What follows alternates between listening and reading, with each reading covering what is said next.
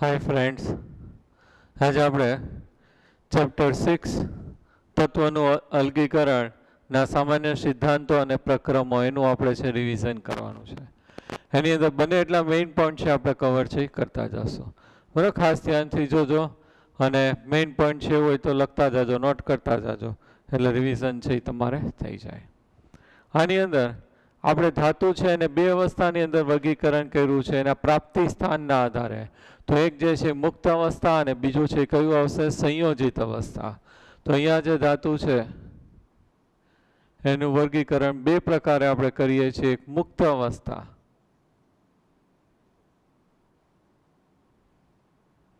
અને બીજું આવશે સંયોજિત અવસ્થા.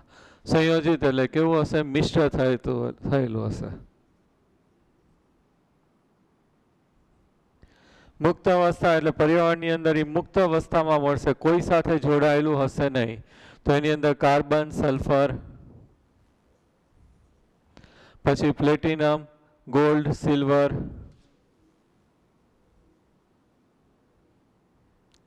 પ્લેટિનમ, ગોલ્ડ, સિલ્વર, પછી બધા નોબલ વાયુ, ઉમદા વાયુઓ, તો એ જે છે કેવા હશે? મુક્ત અવસ્થામાં મળે છે. નિષ્ક્રિય વાયુ 18મા સમૂહના તત્વ. સંયોજિત અવસ્થામાં તો ઝિંક બ્લેન્ડ એ જોડાયેલું હશે ઝિંક સલ્ફર સાથે. તો ઝિંક બ્લેન્ડ એટલે શું થશે? ZnS. એવી રીતે છે આપણે બોક્સાઇડ લઈએ તો AlOX OH 3 - કયું આવશે? 2X. એનું સામાન્ય સૂત્ર થશે. તો આ બધા જે છે આપણને છે FeS2. તો એ કેવું થશે? સંયોજિત અવસ્થામાં. આવર્ત કોષ્ટક આપણે જોઈએ તો આવર્ત કોષ્ટકની અંદર મોટા ભાગના જે તત્વો છે એની અંદરથી 80% તત્વો છે એ ધાતુ સ્વરૂપે આપણને જોવા મળે છે. પછી આપણે જે છે કેટલાક જેમસ્ટોનની અંદર જોવા મળે છે. Al2O3 છે અશુદ્ધિ સ્વરૂપે જેમસ્ટોન એક નંગ છે એની અંદર છે એ જોવા મળે છે. એવી રીતે આપણે જોઈએ તો માણેક અને માણેકની અંદર છે એ ક્રોમિયમ જોવા મળે છે. અને નીલમ છે સેફાયર કહીએ છીએ એની અંદર આપણને શું જોવા મળે છે? કોબાલ્ટ જોવા મળે છે. તો આવી રીતે કેટલાક જે છે જેમસ્ટોન છે એની અંદર જોવા મળે છે અશુદ્ધિ સ્વરૂપે. જેમસ્ટોન છે એની અંદર કયું જોવા મળશે? Al2O3. માણેક છે એની અંદર ક્રોમિયમ અને નીલમ છે એની અંદર કયું આવશે? કોબાલ્ટ. હવે ત્રણ છે એ અગત્યના આપણે ટર્મ છે એ જોવાના છે. એક છે આપણી પાસે ખનિજ,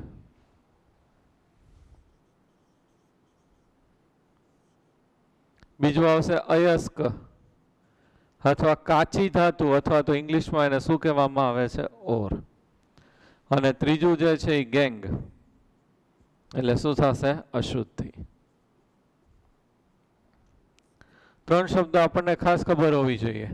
પહેલું જે છે ખનિજ, તો પૃથ્વીના પેટાળમાંથી જ્યાં ધાતુ મળી આવતી હોય એ જે પથ્થર કે આખો જે મળી આવતો હોય પથ્થર આપણને એને શું કહેવામાં આવે છે? ખનિજ. આપણે આયન જોતું હોય તો મેગ્નેટ ફેરવીએ, જ્યાં આકર્ષાય ત્યાં ખબર પડે કે અહીંયા આ જે જગ્યા ભાગ છે પૃથ્વીના પોપડામાં ત્યાં આગળ જે છે આયન આવેલું છે.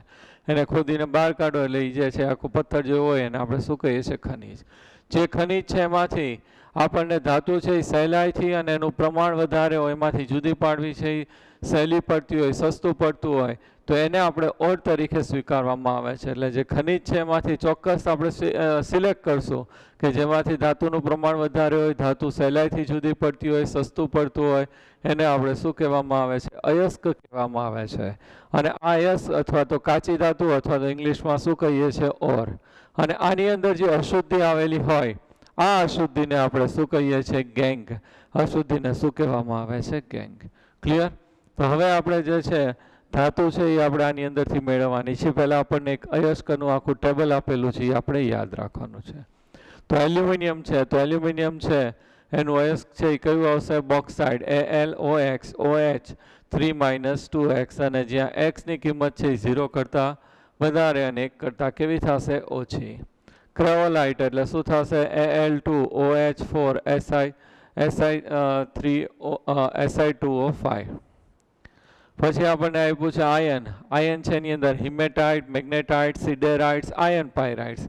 હિમેટાઇટ છે Fe2O3, મેગ્નેટાઇટ છે એક એક ઉમેરી દેવાનું Fe3O4, સિડેરાઇટ છે FeCO3, આયન પાયરાઇટ્સ FeS2. કોપર જે છે એની અંદર copper pyrite CuFeS2, malachite CuCO3, CuOH twice, ક્યુપ્રાઇટની અંદર શું આવશે? Cu2S. અને કોપર ગ્લાસ એની અંદર Cu2O. ક્યુપ્રાઇટમાં છે એ કયું આવશે? Cu2O. અને કોપર ગ્લાસ છે એની અંદર Cu2S. ઝિંક છે ઝિંક બ્લેન્ડ અથવા તો ZnS. કેલેમાઇટ તો એની અંદર ZnCO3 અને ઝિંકાઇટ એટલે કયું આવશે? ZnO. ક્લિયર? ટેબલ છે આખું લર્ન કરજો, એમાંથી ડાયરેક્ટ MCQ છે એ પૂછાય છે. ઓકે, હવે જે છે આપણે ધાતુ કર્મ વિધિ. ધાતુ કર્મ વિધિ. ધાતુ કર્મ વિધિ કોને કહેવાય? તો ધાતુના તેના અયસ્કોમાંથી અલગીકરણ કરવા માટેની સંપૂર્ણ વૈજ્ઞાનિક અને ટેકનોલોજી પ્રક્રમને ધાતુ કર્મ વિધિ કહેવામાં આવે છે. આપણું જે અયસ્ક છે એમાંથી ધાતુ દૂર કરવા માટે વૈજ્ઞાનિક અને ટેકનોલોજીનો ઉપયોગ કરીને ધાતુ છે મેળવવામાં આવે અને શું કહેવામાં આવે છે? ધાતુ કર્મ વિધિ. ક્લિયર? ધાતુ તેના અયસ્કમાંથી અલગીકરણ કરવા માટે સંપૂર્ણ વૈજ્ઞાનિક અને ટેકનોલોજી પ્રક્રમને ધાતુ કર્મ વિધિ કહેવામાં આવે છે. ધાતુ કર્મ વિધિ છે એની અંદર મુખ્યત્વે 3 તબક્કા છે, ખાસ યાદ રાખજો.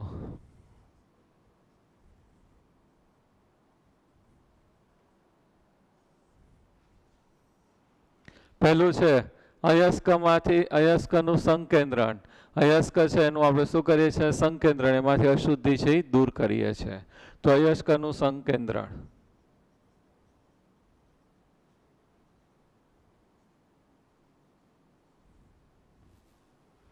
બીજો તબક્કો છે ધાતુની તેની સંકેન્દ્રિત અયસ્કમાંથી અલગન. જે આપણે સંકેન્દ્રિત આપણને અયસ્ક મળે છે એમાંથી ધાતુને છે એ શું કરીએ છીએ? જુદું પાડીએ છીએ. તો ધાતુની તેની સંકેન્દ્રિત અયસ્કમાંથી અલગન.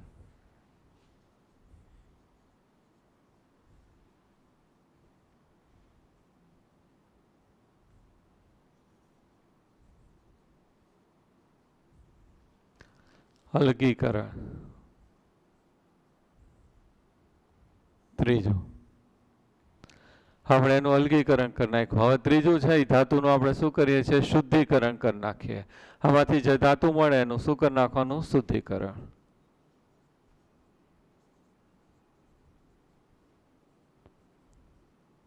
ક્લિયર? ધાતુ કર્મ વિધિ આપણે વ્યાખ્યા કરી અને એની અંદર 3 તબક્કા છે. પહેલું શું આવશે? અયસ્કનું સંકેન્દ્રણ. ધાતુની તેની સંકેન્દ્રિત અયસ્કમાંથી શું કરવાનું? અલગીકરણ.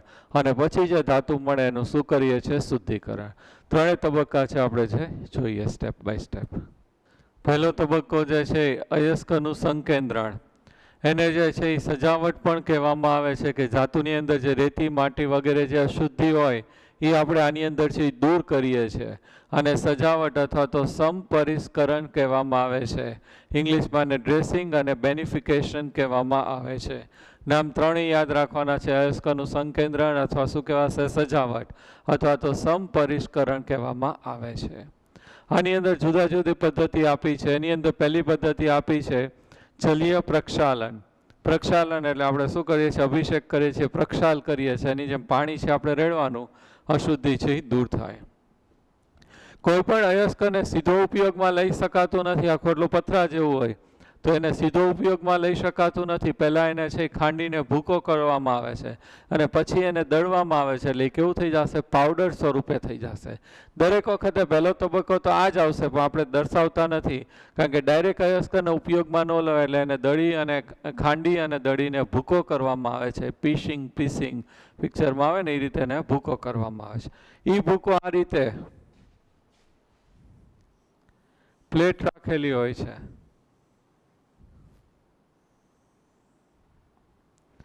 અહીંયાથી આપણું અયસ્ક જે ભૂકો કરેલું અયસ્ક છે અહીંયાથી રેડવામાં આવે છે.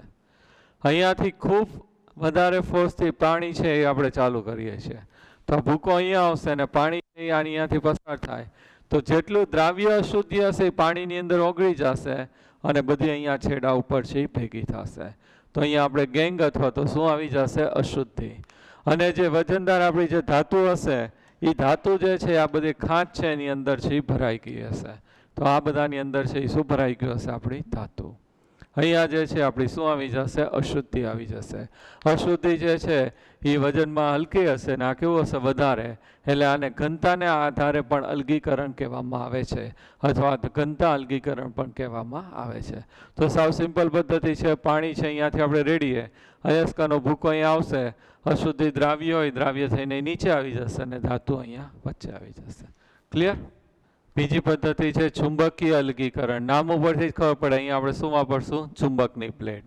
તો આ રીતે બે રોલર હશે. આ પહેલું જે છે એ ચુંબકનું બનેલું હશે, બીજું આ રીતે ધાતુનું હશે. અહીંયા ઉપર છે કન્વેનિયર બેલ્ટ છે એ રાખેલો હોય, એ જે છે આ રીતે ફરતો હોય, એટલે આ જે છે આપણા રોલર છે એ ફરશે ગોળ આ દિશામાં. અહીંયાથી આપણે કીધું અયસ્ક છે એનો પાવડર બનાવીને આપણે અહીં ઉમેરવાનું છે.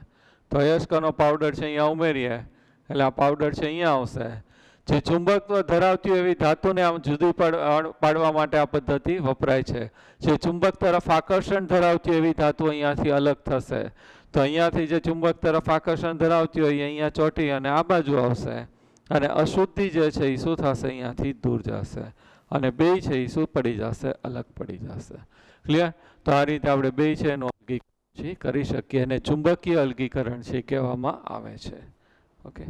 ફીણ પ્લવન પદ્ધતિ ખાસ યાદ રાખજો. આ પદ્ધતિ જે છે એ સલ્ફાઇડ યુક્ત અયસ્કને માંથી અશુદ્ધિ છે એ ગેંગને દૂર કરવા માટે વપરાય છે. ખાસ યાદ રાખજો, એમસીક્યુમાં પૂછાય છે સલ્ફાઇડ યુક્ત અયસ્કને શુદ્ધિકરણ માટે કઈ પદ્ધતિ વપરાય છે? તો કઈ આવશે? ફીણ પ્લવન પદ્ધતિ વપરાય છે. આની અંદર જે છે આપણી પાસે જે સલ્ફાઇડ યુક્ત અયસ્ક લઈએ છે એની અંદર ધાતુ વત્તા અશુદ્ધિ હોય છે. અશુદ્ધિને આપણે શું કહીએ છીએ? ગેંગ. આ જે ધાતુ છે એ પ્રવાહી વિરોધી હોય. આ જે અશુદ્ધિ છે એ કેવી થશે? પ્રવાહી સ્નેહી હોય છે. આ હાઇડ્રોફોબિક કહેવાય અને હાઇડ્રોફિલિક. હાઇડ્રોફિલિક. ક્લિયર? આ જે છે અયસ્કની અંદર ધાતુ વત્તા આપણી શું હશે? અશુદ્ધિ. અશુદ્ધિને આપણે શું કહીએ છીએ? ગેંગ. જે ધાતુ છે એ પ્રવાહી વિરોધી હોય છે એટલે એને હાઇડ્રોફોબિક કહીએ છીએ, અને અશુદ્ધિ જે ગેંગ છે એ પ્રવાહી છે, સ્નેહી હોય છે, એને હાઇડ્રોફિલિક કહેવામાં આવે છે. આ જે મિશ્રણ છે ને એક પાત્રની અંદર તેલ અને પાણીનું મિશ્રણ લેવામાં આવે છે. આની અંદર શું હશે? તેલ અને પાણી. એની અંદર આ જે છે આપણું અયસ્ક છે એ ઉમેરી દઈએ છીએ. આની અંદર આ રીતે હવા છે એની અંદર પસાર થાય એવી રચના કરેલી હોય. હવા છે આની અંદરથી પસાર થાય.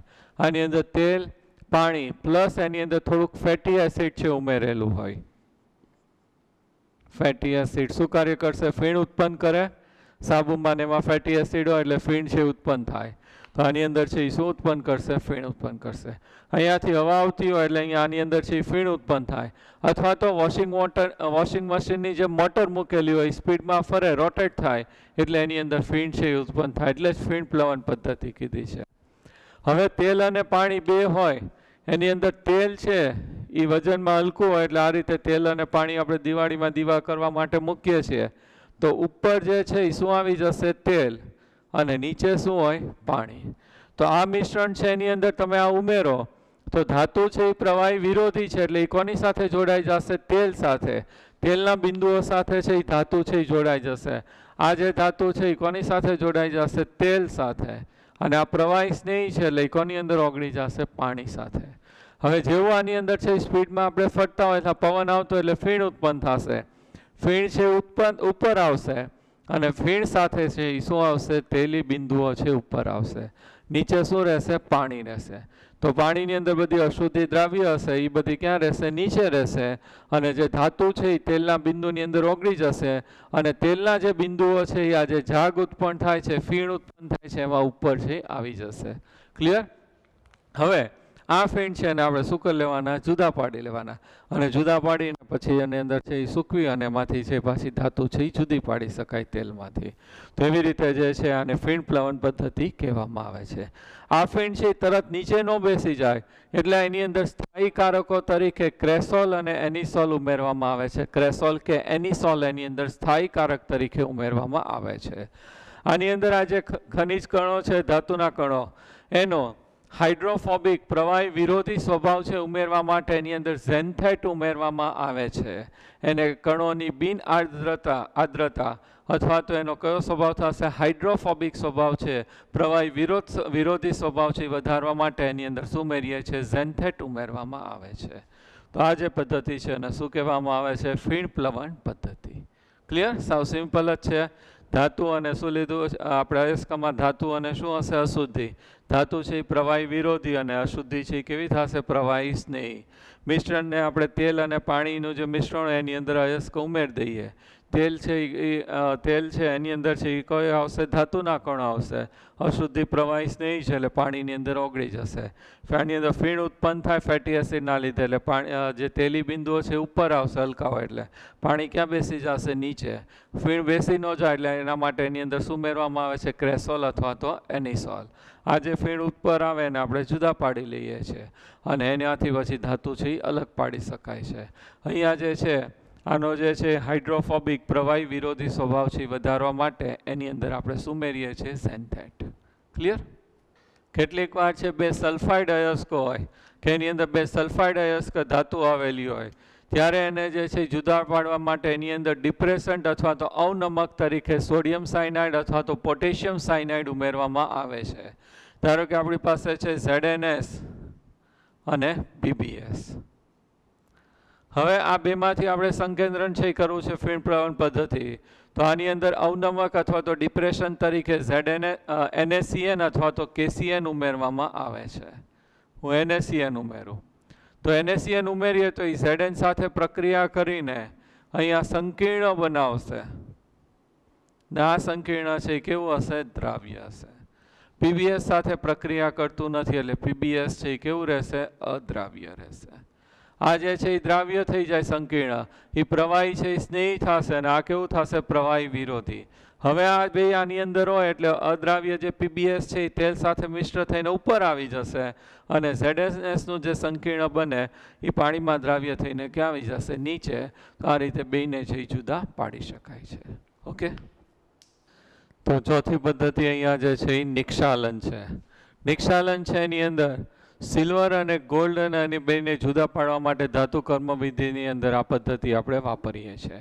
તો એને જે છે આપણે એના જે અયસ્ક છે એને સોડિયમ સાયનાઇડ અથવા તો પોટેશિયમ સાયનાઇડ સાથે પ્રક્રિયા કરીએ છીએ અને એની અંદરથી ઓક્સિજન વાયુ છે એ પસાર કરવામાં આવે છે. મેં ડિટેલમાં લેક્ચરમાં સમજાવ્યું છે, એ સમજવું હોય તો એ વિડીયો જોઈ લેજો. બાકી અહીંયા ડાયરેક્ટ હું રિએક્શનથી સમજાવું છું, જનરલ ફોર્મ્યુલાથી. અહીંયા 4M metal કેવું હશે, solid state. React with NaCN or KCN એટલે એમાંથી શું આવશે, cyanide. So plus 8CN negative cyanide aqueous. એનું જલીય દ્રાવણ હોય એટલે શું લખાશે, aqueous. Plus 2H2O and O2. aqueous હોય એટલે એમાં વોટર તો હોય જ અને પ્લસ O2 ગેસ. તો અહીંયા ચારે વચ્ચે રિએક્શન છે એ થશે અને આપણને સંકીર્ણ મળશે 4M CN twice negative.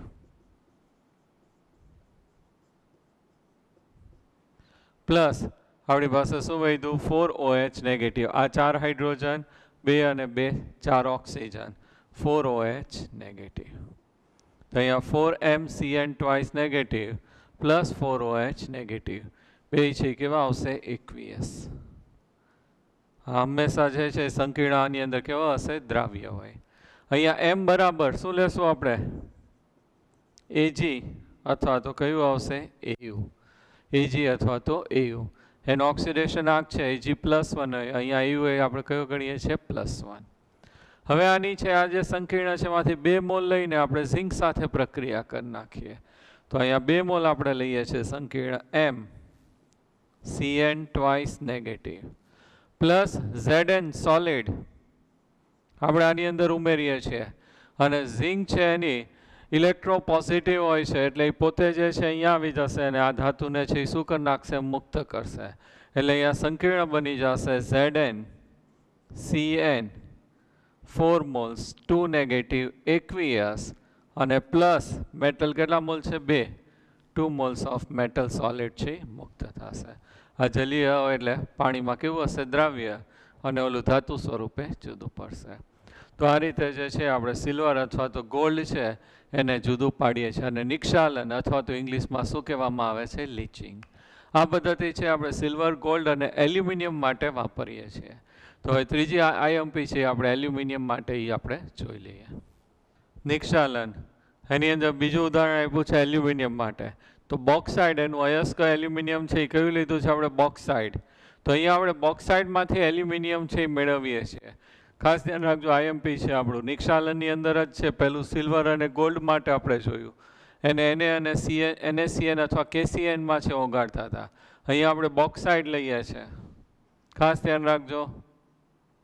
Bauxite aluminium છે એનું અયસ્ક છે, એની અંદર એલ્યુમિનિયા તો હશે જ, કારણ કે એલ્યુમિનિયમ જોવે છે એટલે Al2O3 પ્લસ એની અંદર જે છે બીજી અશુદ્ધિ સ્વરૂપે હશે, SiO2 છે એની અંદર છે અશુદ્ધિ સ્વરૂપે હશે, SiO2, TiO2, ion oxide Fe2O3. તો આ ત્રણ એની અંદર કયું હશે, અશુદ્ધિ સ્વરૂપે હશે. આ મેઇન છે અને આ ત્રણ છે કઈ રીતે હશે, અશુદ્ધિ સ્વરૂપે. તો હવે આપણે અશુદ્ધિ છે એ દૂર કરવાની છે. તો આને આપણે છે 45% સાંદ્ર NaOH ના જલીય દ્રાવણ સાથે મિશ્ર કરીએ છીએ.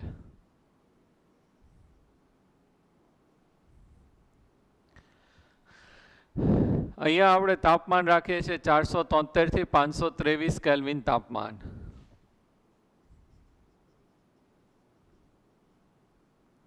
પાંત્રીસ થી 36 બાર દબાણ રાખવામાં આવે છે, એટલું દબાણ રાખીએ છીએ. તો આ જે છે Al2O3 સાથે પ્રક્રિયા કરશે. તો આની અંદર જે છે Al2O3 સાથે પ્રક્રિયા કરશે, Al2O3 છે કોની સાથે પ્રક્રિયા કરશે, NaOH સાથે. તો આ રીતે રિએક્શન થશે આપણું Al2O3 પ્લસ આપણે NaOH જે લીધું છે એ NaOH આવશે, જલીય દ્રાવણ હોય એટલે એમાંથી H2O આવશે,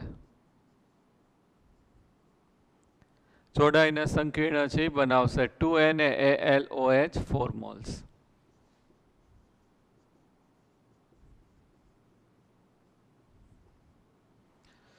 મોલ્સ છે ઉત્પન્ન થશે 21.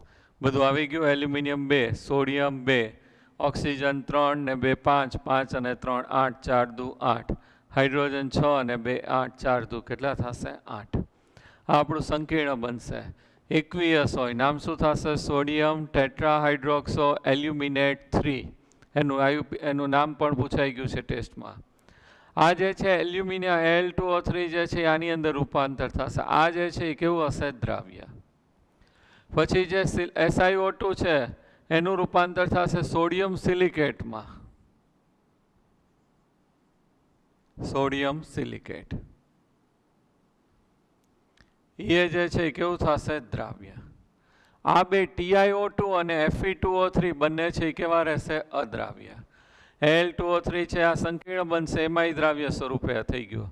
SiO2 છે સોડિયમ સિલિકેટ સ્વરૂપે દ્રાવ્ય થશે આની સાથે પ્રક્રિયા કરી. TiO2 અને Fe2O3 છે બે છે કેવા રહેશે, અદ્રાવ્ય. દ્રાવ્ય અને અદ્રાવ્યને આપણે જુદા પાડવા હોય તો કઈ પદ્ધતિ ઉપયોગમાં લઈએ છીએ, ગાળણ પદ્ધતિ, ગળી લેવાનું. તો આપણે આ રીતે ફ્લાસ્ક લઈએ છીએ, ફનેલ રાખ્યું છે ગળણી, અહીં ફિલ્ટર પેપર હોય, આખું મિશ્રણ છે અહીં આપણે રેડશું તો અદ્રાવ્ય અહીંયા ઉપર રહી જશે.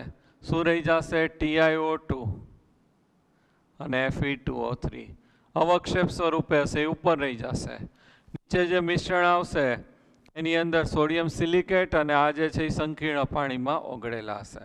આની અંદર NaAl OH 4 મોલ અને સોડિયમ સિલિકેટ અને પાણીમાં ઓગળેલા હશે. હવે આપણે આ બેને છે એ જુદા પાડવાના છે.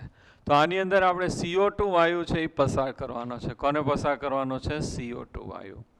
તો CO2 વાયુ છે આપણે પસાર કરીએ અહીંયા, તો આ રીતે પ્રક્રિયા થશે કે અહીંયા CO2 વાયુ છે એ પસાર કરીએ.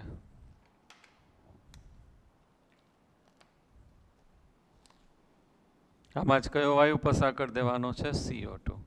તો એ આ સંકીર્ણ સાથે પ્રક્રિયા કરશે. 2Na Al OH 4 mall plus આપણે શું લઈએ છીએ? CO2 2 moles of CO2 gas. આની અંદર છે એ જોડાઈ જશે એટલે આપણને મળશે Al2O3 into X mall of H2O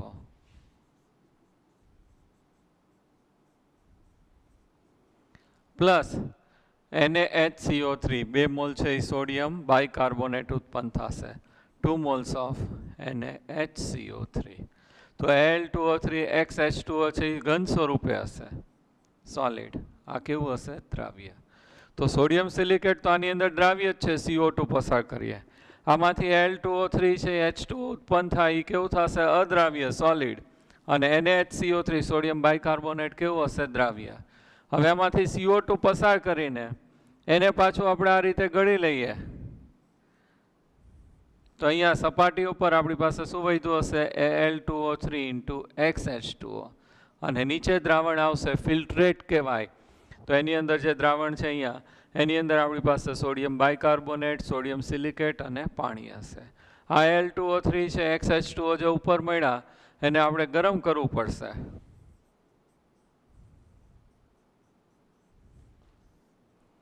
$1470 kelvin તાપમાને ગરમ કરીએ એટલે H2O બાષ્પ સ્વરૂપે દૂર થઈ જાય. Al2O3 સોલિડ અને H2O ગેસિયસ. તો આ આપણને મળી ગયું એલ્યુમિનિયા.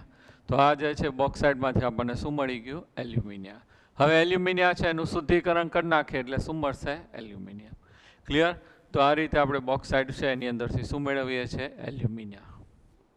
અહીંયા આપણે ધાતુ કર્મ વિધિમાં પહેલો તબક્કો છે અયસ્કનું સંકેન્દ્રણ. એની અંદર 4 પદ્ધતિ જુદી જુદી છે આપણે કરી નાખી. જલીય પ્રક્ષાલન, ચુંબકીય અલગીકરણ, ફીણ પ્લવન પદ્ધતિ અને નિક્ષાલન. હવે આપણું આ જે છે પૂરું થયું પછી બીજો તબક્કો ચાલુ થાય. પણ નિક્ષાલન છે એની અંદર આપણે છેલ્લું કર્યું હતું કે એલ્યુમિનિયા છે બોક્સાઇડમાંથી મળે છે. તેમાંથી આપણે એલ્યુમિનિયમ મેળવવું હોય તો એના માટે હોલ્ટ હેરોલ્ડ પ્રવિધિ આપેલી છે, આપણે જોઈ લઈએ છીએ. પાછળ ટોપિક આપ્યો પાણી સાથે સંલગ્ન છે એટલે આપણે અહીંયા જોઈ લઈએ છીએ. Al2O3 જે છે એનું ઘન અવસ્થામાં આપણને મળે છે તો એનું વિદ્યુત વિભાજન છે શક્ય નથી એટલે એને પિગલિત અવસ્થામાં લેવું પડશે. તો આનું જે ગલન બિંદુ છે 2200 ડિગ્રી સેલ્સિયસ છે. ગલન બિંદુ જે છે એ કેટલું થશે? 2200 ડિગ્રી સેલ્સિયસ છે. તો એટલા ઊંચા તાપમાને એને છે આપણે ઓગાળવું છે એ થોડુંક મુશ્કેલ થાય. એટલા માટે એની અંદર ક્રાયોલાઇટ ઉમેરવામાં આવે છે. Na3Al F6 અને CaF2 ઉમેરવામાં આવે છે. ક્રાયોલાઇટ Na3Al F6 અને CaF2 એની અંદર ઉમેરવામાં આવે છે જે એનો ગલન બિંદુ છે એ ઘટાડીને 950 ડિગ્રી કરી નાખે છે. ગલન બિંદુમાં શું કરશે? ઘટાડો કરશે. વિદ્યુત વાહકતામાં શું કરશે? વધારો કરશે. કારણ કે શુદ્ધ Al2O3 ઘન અવસ્થામાં વિદ્યુતનું અવાહક હોય, પણ ઉમેરીએ એટલે એનું ગલન બિંદુ છે એ ઘટાડશે અને પિગલિત અવસ્થામાં આવે એટલે એ છે વિદ્યુતનું વાહક થઈ જશે. એનું વિદ્યુત વિભાજન કરવા માટે આ રીતનું સાધન આપણે લઈએ છીએ. આ એક આખું સ્ટીલ છે એનું પાત્ર છે એ બનેલું હોય છે. એની અંદર કાર્બનનું પાતળું સ્તર છે એ ચડાવવામાં આવે છે.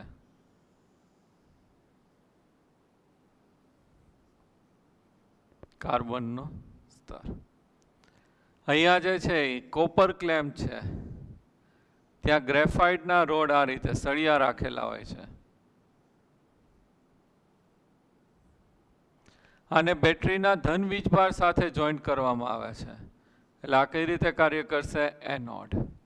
આને બેટરીના ઋણ છેડા સાથે જોડવામાં આવે છે એટલે આ કઈ રીતે કાર્ય કરશે? કેથોડ. અને અહીંયા આપણે છે એ પિગલિત અવસ્થામાં શું લઈએ છીએ? Al2O3 પ્લસ શું આવશે? Na3Al F6 અને પ્લસ CaF2. ક્લિયર?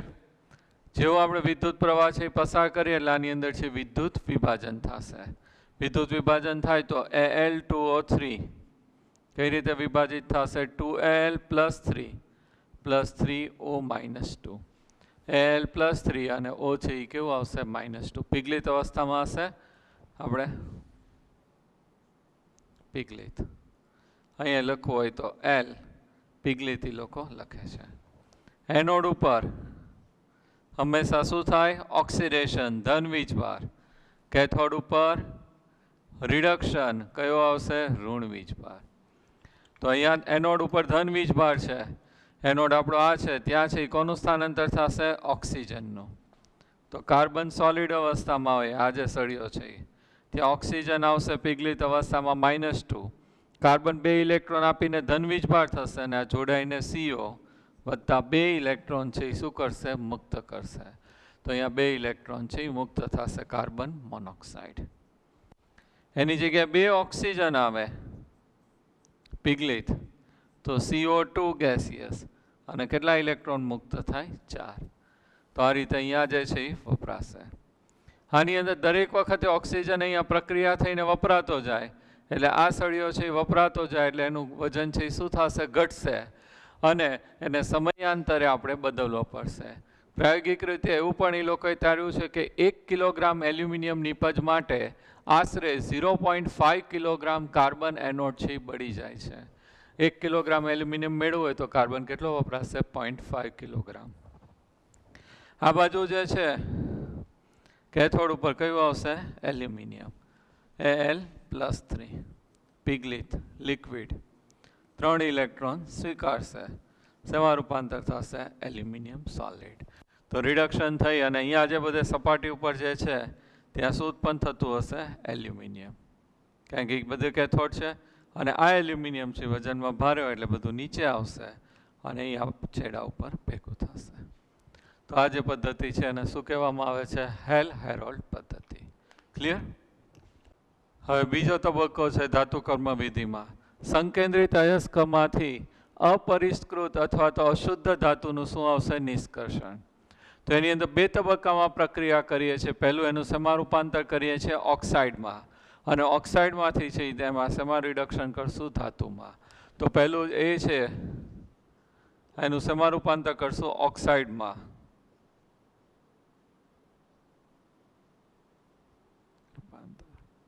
અને બીજા તબક્કામાં ઓક્સાઇડમાંથી, ધાતુના ઓક્સાઇડમાંથી રિડક્શન દ્વારા શેમાં રૂપાંતર કરશું? ધાતુમાં.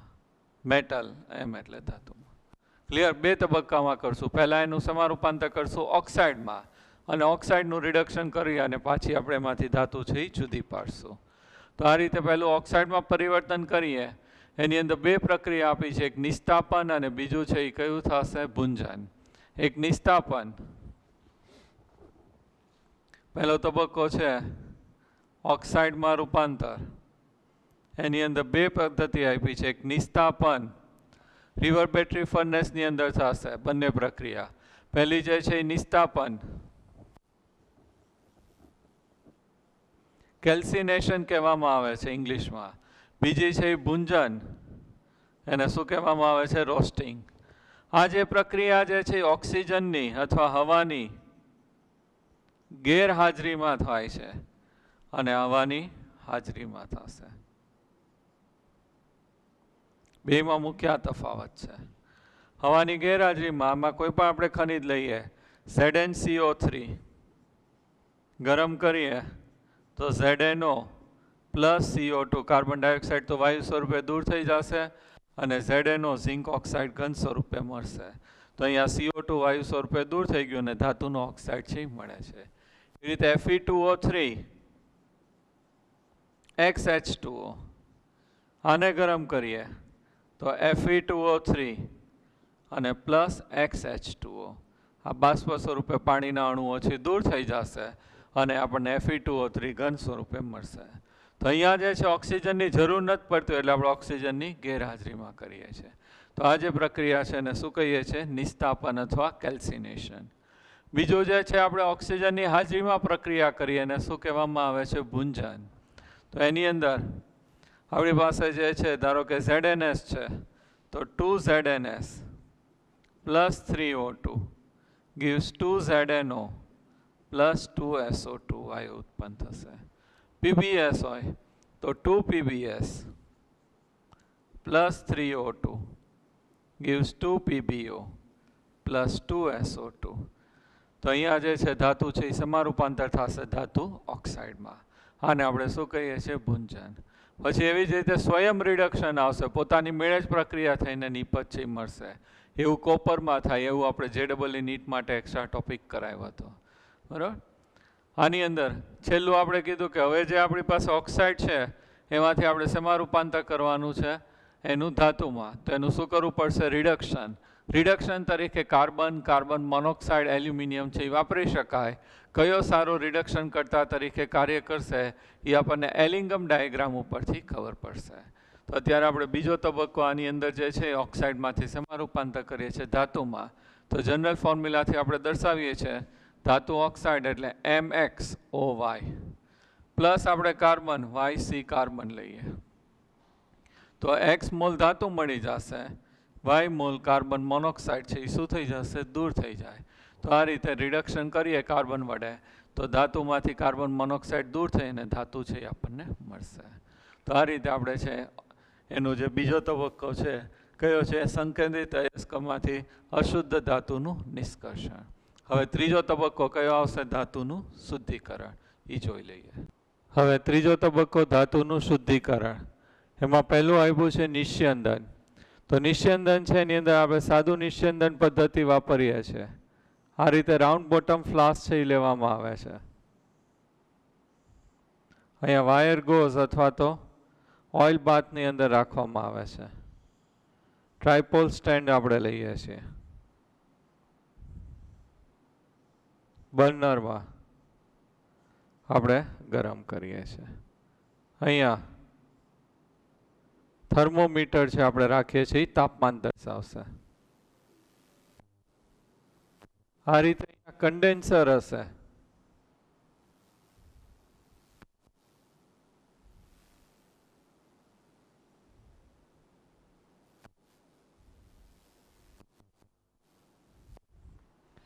આજુબાજુ છે આ રીતે પાણી.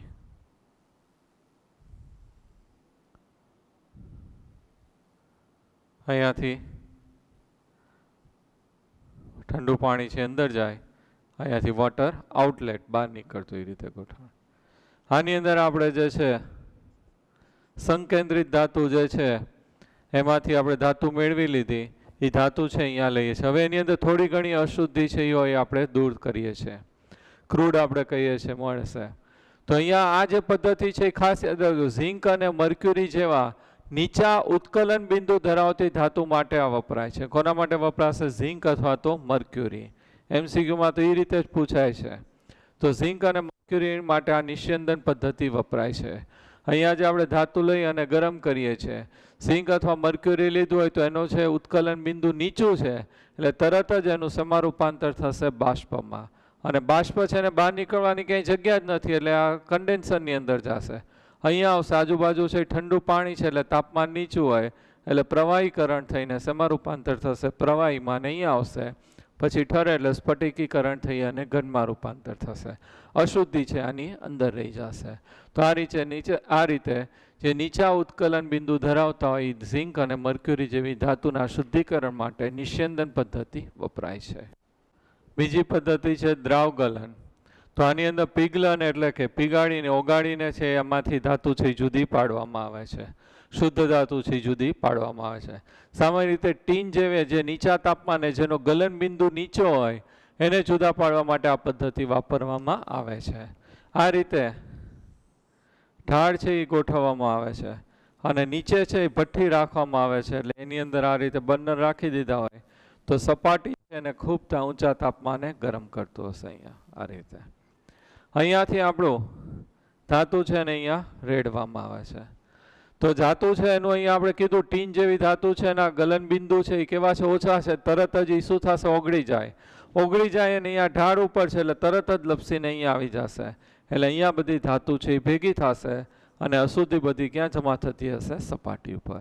ધાતુ બધી પીગળીને તરત છે ઢાળ ઉપરથી લપસીને નીચે આવી જશે અને અશુદ્ધિ છે એ બધી અહીંયા રહી જશે. તો આ જે છે પદ્ધતિને શું કહેવામાં આવે છે? દ્રાવગલન અથવા તો પીગલન ઓગાળવામાં આવે છે. ત્રીજી પદ્ધતિ છે વિદ્યુત વિભાજન દ્વારા. તો જે ધાતુ અશુદ્ધ ધાતુ મળે છે એનું આપણે વિદ્યુત વિભાજન કરવાનું છે. હંમેશા અશુદ્ધ ધાતુ જે મળે છે એને આપણે એનોડ તરીકે રાખવાની છે અને શુદ્ધ ધાતુનો સળિયો છે એ આપણે કઈ રીતે રાખવાનું છે? કેથોડ તરીકે. અત્યારે આપણે કોપર માટે છે એ અભ્યાસ કરીએ છીએ. તો અહીંયા અશુદ્ધ કોપરનો સળિયો આપણે રાખીએ છીએ. મોટો કદનો રાખ્યો છે આ અશુદ્ધ કોપર. બ્લિસ્ટર કોપર પણ કહેવામાં આવે છે. આપણે આગળ આવશે બ્લિસ્ટર કોપર છે એ કોને કહેવાય. તો આને બ્લિસ્ટર કોપર પણ કહેવામાં આવે છે.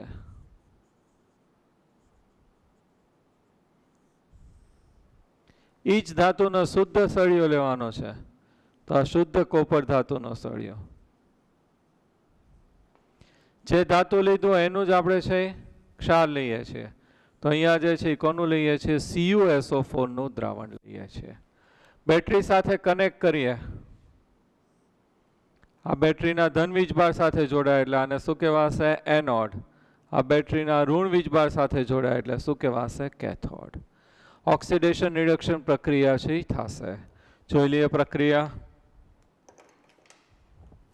એનોડ ઉપર શું થાય? ઓક્સિડેશન.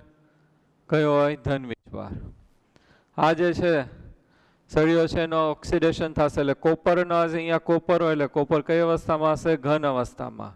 એનું ઓક્સિડેશન થાય એટલે Cu+2 એક્વિયસ અને 2 ઇલેક્ટ્રોન મુક્ત થશે. આમાંથી Cu+2 છે એ દ્રાવણમાં આવે. આની અંદર એક્વિયસ સોલ્યુશન ઓફ CuSO4 એટલે પાણીના અણુઓ અમુક જોડાય એટલે શું લખાશે? એક્વિયસ અને 2 ઇલેક્ટ્રોન છે એ મુક્ત થાય. 2 ઇલેક્ટ્રોન છે આ બાજુ આવશે અને આ ઋણ વીજભારિત છે એટલે તરત જ Cu+2 ને પોતાની સપાટી ઉપર આકર્ષશે. તો એ કેથોડ ઉપર જશે. રિડક્શન ઋણ વીજભાર. આ જે છે કેવો કોપર છે? અશુદ્ધ. આ અશુદ્ધ કોપર આ એક્વિયસ તરત અહીં સપાટી ઉપર જાય. Cu+2 એક્વિયસ +2 ઇલેક્ટ્રોન શેમાં રૂપાંતર થશે? Cu સોલિડ અને કોપર છે અહીંયા જમા થશે. આવી રીતે આ નીચે પડતું જશે અને દરેક વખતે કોપર છે અહીંયા જમા થશે. આનું વજન છે એ શું થશે? ઘટશે. આનું વજન છે એ શું થશે? વધશે. અને આ રીતે આપણે જે છે કોષ પ્રક્રિયા લખીએ તો આ જે છે કયું કોપર થઈ જશે? શુદ્ધ કોપર થશે. આ બે કેન્સલ થઈ જાય. આ બે કેન્સલ થઈ જાય તો Cu સોલિડ અશુદ્ધ કોપર છે એમાંથી Cu સોલિડ કેવું થઈ જશે? શુદ્ધ કોપર છે આપણને મળશે. તો આ રીતે વિદ્યુત વિભાજન છે આપણે કરીએ છીએ. આનું વજન છે એ ઘટશે, આનું વજન છે એ વધશે. અહીંયા કેટલીક છે આની સાથે કોપર સાથે બીજી ધાતુઓ હોય જેવી કે એન્ટીમની, સિલેનિયમ, ટેલુરિયમ, સિલ્વર, ગોલ્ડ અને પ્લેટિનમ ધરાવે છે જે પાત્રના તળિયે નીચે બેસી જાય છે. એનું રિડક્શન નથી થતું, એ નીચે બેસી જાય. એને આપણે એનોડ પંક અથવા તો એનોડ મડ કહેવામાં આવે છે કારણ કે એનોડની આજુબાજુ જમા થાય છે એટલે એને એનોડ પંક અથવા તો એનોડ મડ કહેવામાં આવે છે. ક્લિયર? હવે ચોથી પદ્ધતિ છે ઝોન રિફાઇનિંગ પદ્ધતિ. દરેક માટે યાદ રાખવાનું કોના માટે આપણે વાપરીએ છીએ. પહેલું આપણે કીધું કે નિસ્યંદન છે એ કોના માટે વાપરીએ છીએ? ઝિંક અને મર્ક્યુરી. એના ઉત્કલન બિંદુ છે એ કેવા હશે? નીચા. દ્રાવગલન છે એ કોના માટે વાપરીએ છીએ? ટીન માટે. એનું ગલન બિંદુ છે કેવું આવશે? નીચું. વિદ્યુત વિભાજન આપણે કોના માટે સમજાવ્યું છે? કોપર અથવા તો એવી ઘણી બધી ધાતુ આવી શકે. ઝોન રિફાઇનિંગ છે એ આપણે અર્ધ ધાતુ છે એ શુદ્ધતાવાળી મેળવવા માટે જર્મેનિયમ, સિલિકોન, બોરોન, ગેલિયમ અને ઇન્ડિયમ એના માટે વપરાય છે. MCQમાં ડાયરેક્ટ પૂછાય છે કારણ કે થિયરી તો આમાં પૂછી ન શકે MCQમાં એટલે ડાયરેક્ટ પૂછશે. તો ખાસ યાદ રાખજો જર્મેનિયમ, સિલિકોન, બોરોન, ગેલિયમ અને ઇન્ડિયમ માટે વપરાય છે. પદ્ધતિ આપણે જોઈ લઈએ. તો એની અંદર આ રીતે જે છે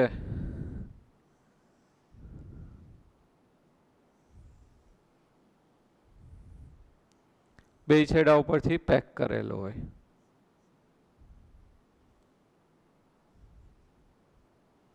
આની અંદર ઉમદા વાયુ કોઈ પણ છે એ લેવામાં આવે છે. Helium, neon, argon, krypton, xenon, radon. પ્રક્રિયા ન કરે એવા ઉમદા વાયુ છે હશે. જે ધાતુ છે એનું આપણે શુદ્ધિકરણ કરવું હોય અર્ધ ધાતુનું, એનો સળિયો અહીંયા રાખવામાં આવે છે. અહીંયા ફરી શકે એવું હીટર રાખવામાં આવે છે, મૂવેબલ હીટર કહેવામાં આવે. મોબાઈલ હીટર, ફરે એવો હીટર, આખું આ રીતે છે આમ ફરે એવું હીટર છે એ રાખવામાં આવે છે. આની અંદર આ જે સિદ્ધાંત છે એ કયો લાગુ પડશે કે અશુદ્ધિ છે એ ઘન અવસ્થા કરતાં પીગલિત અવસ્થામાં એની દ્રાવ્યતા છે કેવી હશે, વધારે હશે. ખાસ યાદ રાખજો, કયો સિદ્ધાંત લાગુ પડશે કે અશુદ્ધિ જે છે આપણે અર્ધ ધાતુ જે લઈએ એમાંથી કોઈ પણ એની દ્રાવ્યતા પ્રવાહી અવસ્થામાં ઘન અવસ્થા કરતાં કેવી હશે, વધારે હશે. પીગલિત અવસ્થામાં કેવી હશે, વધારે હશે. તો અહીંયા આપણે રાખીએ એટલો ભાગ, એટલે આ ઝોન રિફાઇનિંગ થઈ ગયું. ઝોન એટલે તબક્કામાં હોય, આપણે કેમ અત્યારે રેડ ઝોન ગ્રીન ઝોન છે એવી રીતે. તો અહીંયા આટલા ભાગની અંદર છે એકદમ એ ઓગળશે, તાપમાન વધારે હોય તો અશુદ્ધિ છે આની અંદર કેવી દ્રાવ્ય થશે, વધારે. પછી હીટર આગળ લઈ જાય એટલે આ તબક્કો આવશે. તો આ તબક્કાની અંદર જે છે એ શું થશે, ઓગળશે એટલે અશુદ્ધિ બધી અહીંયા આવી જશે. કે પીગલિત અવસ્થામાં કેવું હશે, વધારે દ્રાવ્ય, એટલો ભાગ છે કેવો થઈ જશે, શુદ્ધ, અને એનું સ્ફટિકમાં રૂપાંતર, ઘનમાં રૂપાંતર થઈ જાય. પાછો આગળ આપણે અહીંયા હીટર આમ લઈ જઈએ એટલે પાછો આ ભાગ છે ગરમ થઈને પીગલિત થશે, અશુદ્ધિ બધી અહીંયા છે વધારે ઓગળશે. હજી ગરમ કરીએ એટલે પીગલિત થઈને અહીંયા આવશે, એમાં અશુદ્ધિ છે એ વધારે ઓગળશે. આ રીતે એક જ દિશામાં હીટર છે એક બે વાર ફેરવતા જઈએ તો બધી અશુદ્ધિ છેલ્લે પ્રવાહી અવસ્થા જે ભેગી થઈ હોય ત્યાં વધારે આવી જશે. બધી જ અશુદ્ધિ છે ધીમે ધીમે આગળ ખસતી અહીંયા આવી જશે. પછી એને હીટર બંધ કરી દઈએ એટલે ઠંડુ થઈ જાય. પછી આ સળિયો બહાર કાઢીને ઉપરનો ભાગ છે કાપી નાખીએ એટલે એના ભેગે અશુદ્ધિ છે દૂર થઈ જશે. તો આને શું કહેવામાં આવે છે, ઝોન રિફાઇનિંગ પદ્ધતિ. હવે પાંચમી પદ્ધતિ આપી છે બાષ્પકલા શુદ્ધિકરણ પદ્ધતિ. આની અંદર જે છે એ પ્રક્રિયા બે તબક્કામાં થશે. જે આપણને ધાતુ મળી છે એને છે યોગ્ય પ્રક્રિયક સાથે પ્રક્રિયા કરી અને બાષ્પશીલ સંયોજનમાં રૂપાંતર કરીએ છીએ. તો ધાતુ છે એને બાષ્પશીલ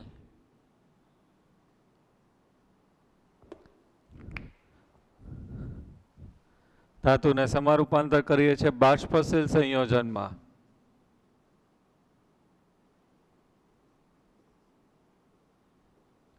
અને બાષ્પશીલ સંયોજન છે એમાંથી વિઘટન કરી અને શું મેળવવામાં આવે છે, ધાતુ.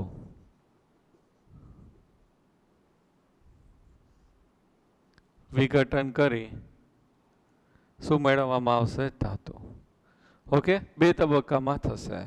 આની અંદર મોસ્ટ આઈએમપી છે, બે પદ્ધતિ આપી છે, એક મોન્ડ કાર્બોનિલ અને બીજી વાન આલ્કેટ પદ્ધતિ. ખાસ ધ્યાન રાખજો, બરાબર. આઈએમપી છે બોર્ડ એક્ઝામ માટે અને આપણે કોમ્પિટિટિવમાં ડાયરેક્ટ એમસીક્યુમાં પૂછાય છે. તો પહેલું છે મોન્ડ કાર્બોનિલ, બે તબક્કામાં થશે મેં કીધું. એટલે નિકલ જે આપણને મળશે લગભગ છે એ શુદ્ધ હશે, અને ક્રૂડ નિકલ કહીએ છીએ 95 થી 97% છે એ શુદ્ધ હોય, થોડીક જ અશુદ્ધિ હશે. તો એની અંદર આપણે છે કાર્બોનિલ એટલે CO કાર્બન મોનોક્સાઇડ વાયુ છે એ પસાર કરીએ છીએ. તો આ નિકલ વત્તા એની અંદર થોડીક અશુદ્ધિ હશે.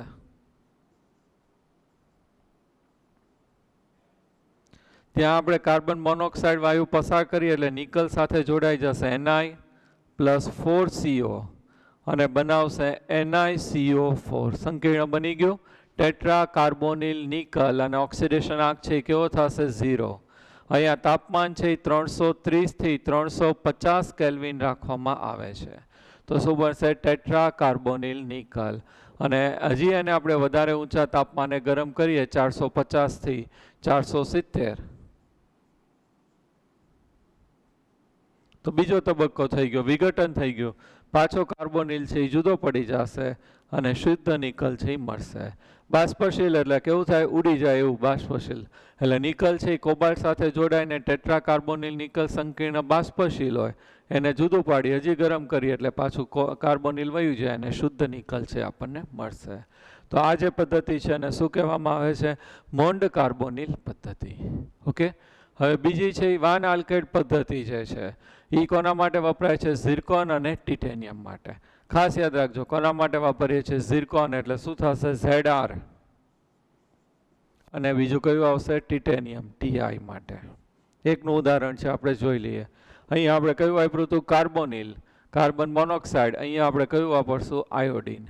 તો ZR+2I2 કન્વર્ટ ઇન્ટુ ZrI4. આ જે છે કેવું હશે, બાષ્પશીલ એટલે ઉપર આવશે. હજી આને આપણે ગરમ કરીએ ઊંચા તાપમાને એટલે ZR જુદું પડી જશે અને આયોડિન છે એ જુદું પડી જશે. તો આ રીતે જે છે એને આપણે જુદા પાડી શકાય. ક્લિયર? તો બે પદ્ધતિ યાદ રાખજો, મોન્ડ કાર્બોનિલ અને વાન આલ્કાઇડ. મોન્ડ કાર્બોનિલ કોના માટે વાપરીએ છીએ? નિકલ. અને વાન આલ્કાઇડ છે કોના માટે? ઝિર્કોનિયમ અને ટાઇટેનિયમ માટે વપરાય છે. ટાઇટેનિયમ માટે વપરાય છે. ઓકે, હવે લાસ્ટ આપણી કઈ આવશે? ક્રોમેટોગ્રાફી. લાસ્ટ પદ્ધતિ શુદ્ધિકરણ માટે ક્રોમેટોગ્રાફી. 11th આપણે આવી ગઈ ડિટેલમાં, અત્યારે ખાલી હું શોર્ટમાં સમજાવું છું. ક્રોમેટોગ્રાફી છે એ અધિશોષણના સિદ્ધાંત ઉપર કાર્ય કરે છે.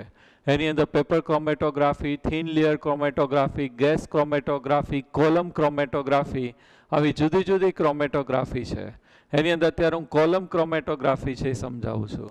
તો આ જે કોલમ ક્રોમેટોગ્રાફી છે એની અંદર આ રીતે બ્યુરેટ જેવું છે આપણે સાધન, અથવા બ્યુરેટ પોતે પણ આપણે લઈ શકીએ. કોલમ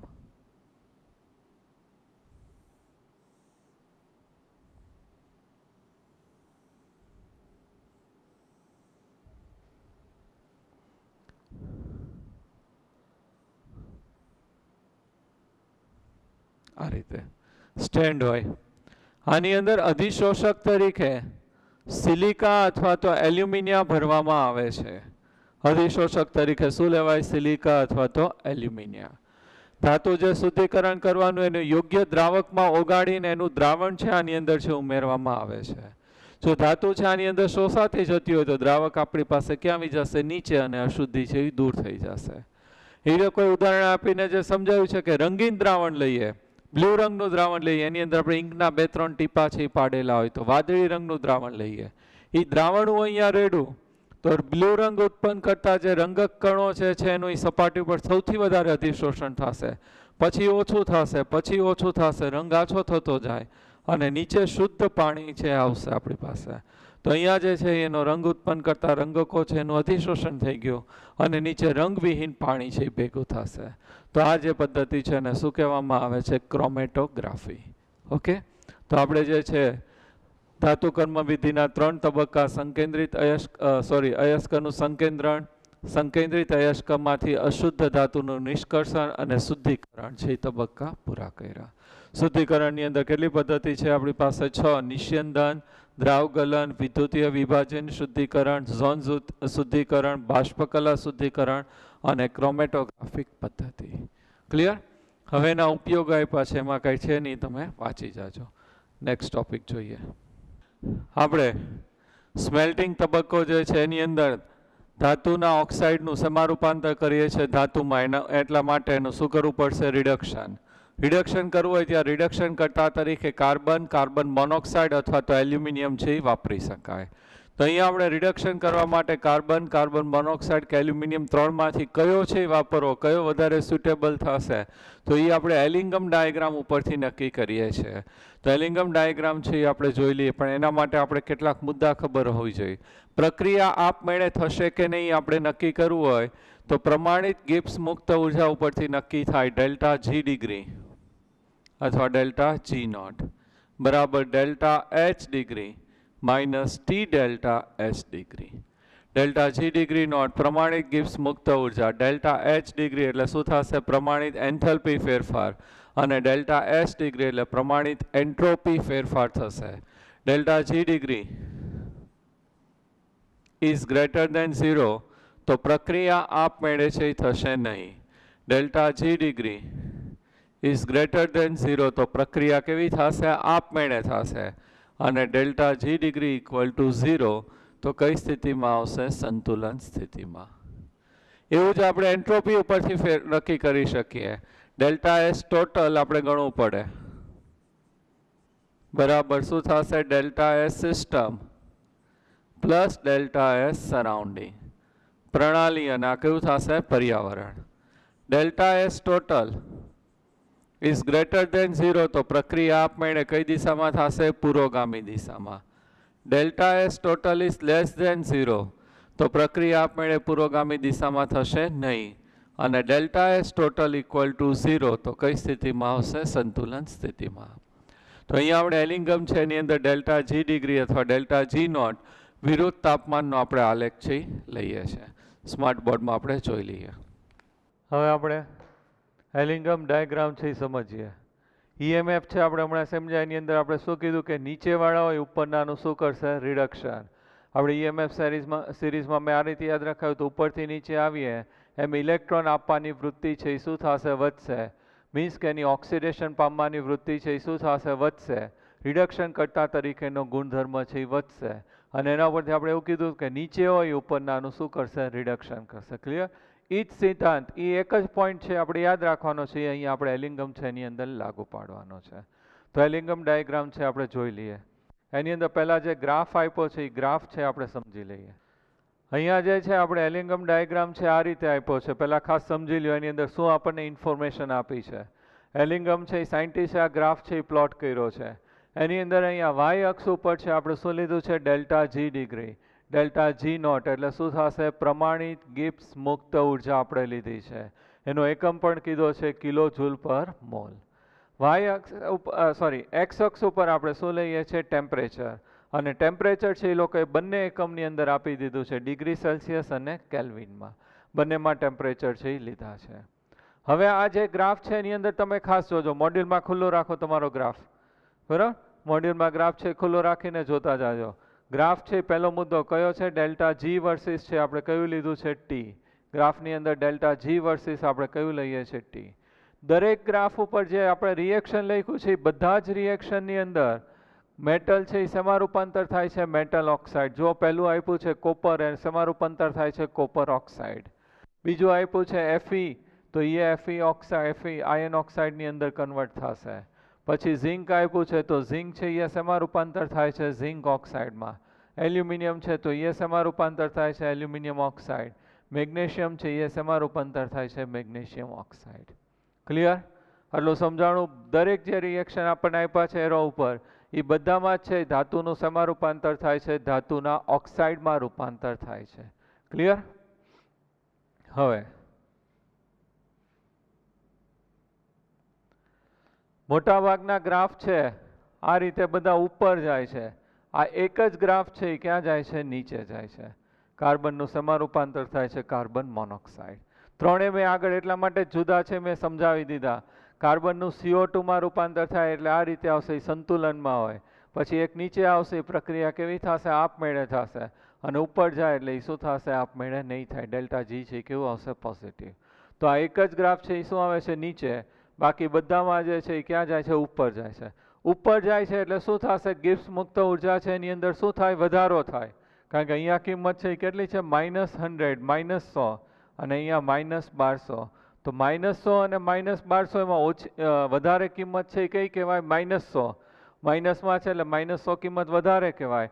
એટલે આ બધાની અંદર મુક્ત ઉર્જા છે એ શું થાય છે? વધે છે. એક આની અંદર છે એ શું થાય છે? ઘટે છે. ક્લિયર? એટલે આ બધા જે છે એ ઉપરની બાજુ છે, આ એક જ છે એ ક્યાં જાય છે? નીચે જાય છે. ક્લિયર? અને અહીંયા -100 થી અહીંયા -1200 છે તો આ કિંમત વધારે, આ કેવી થશે? ઓછી.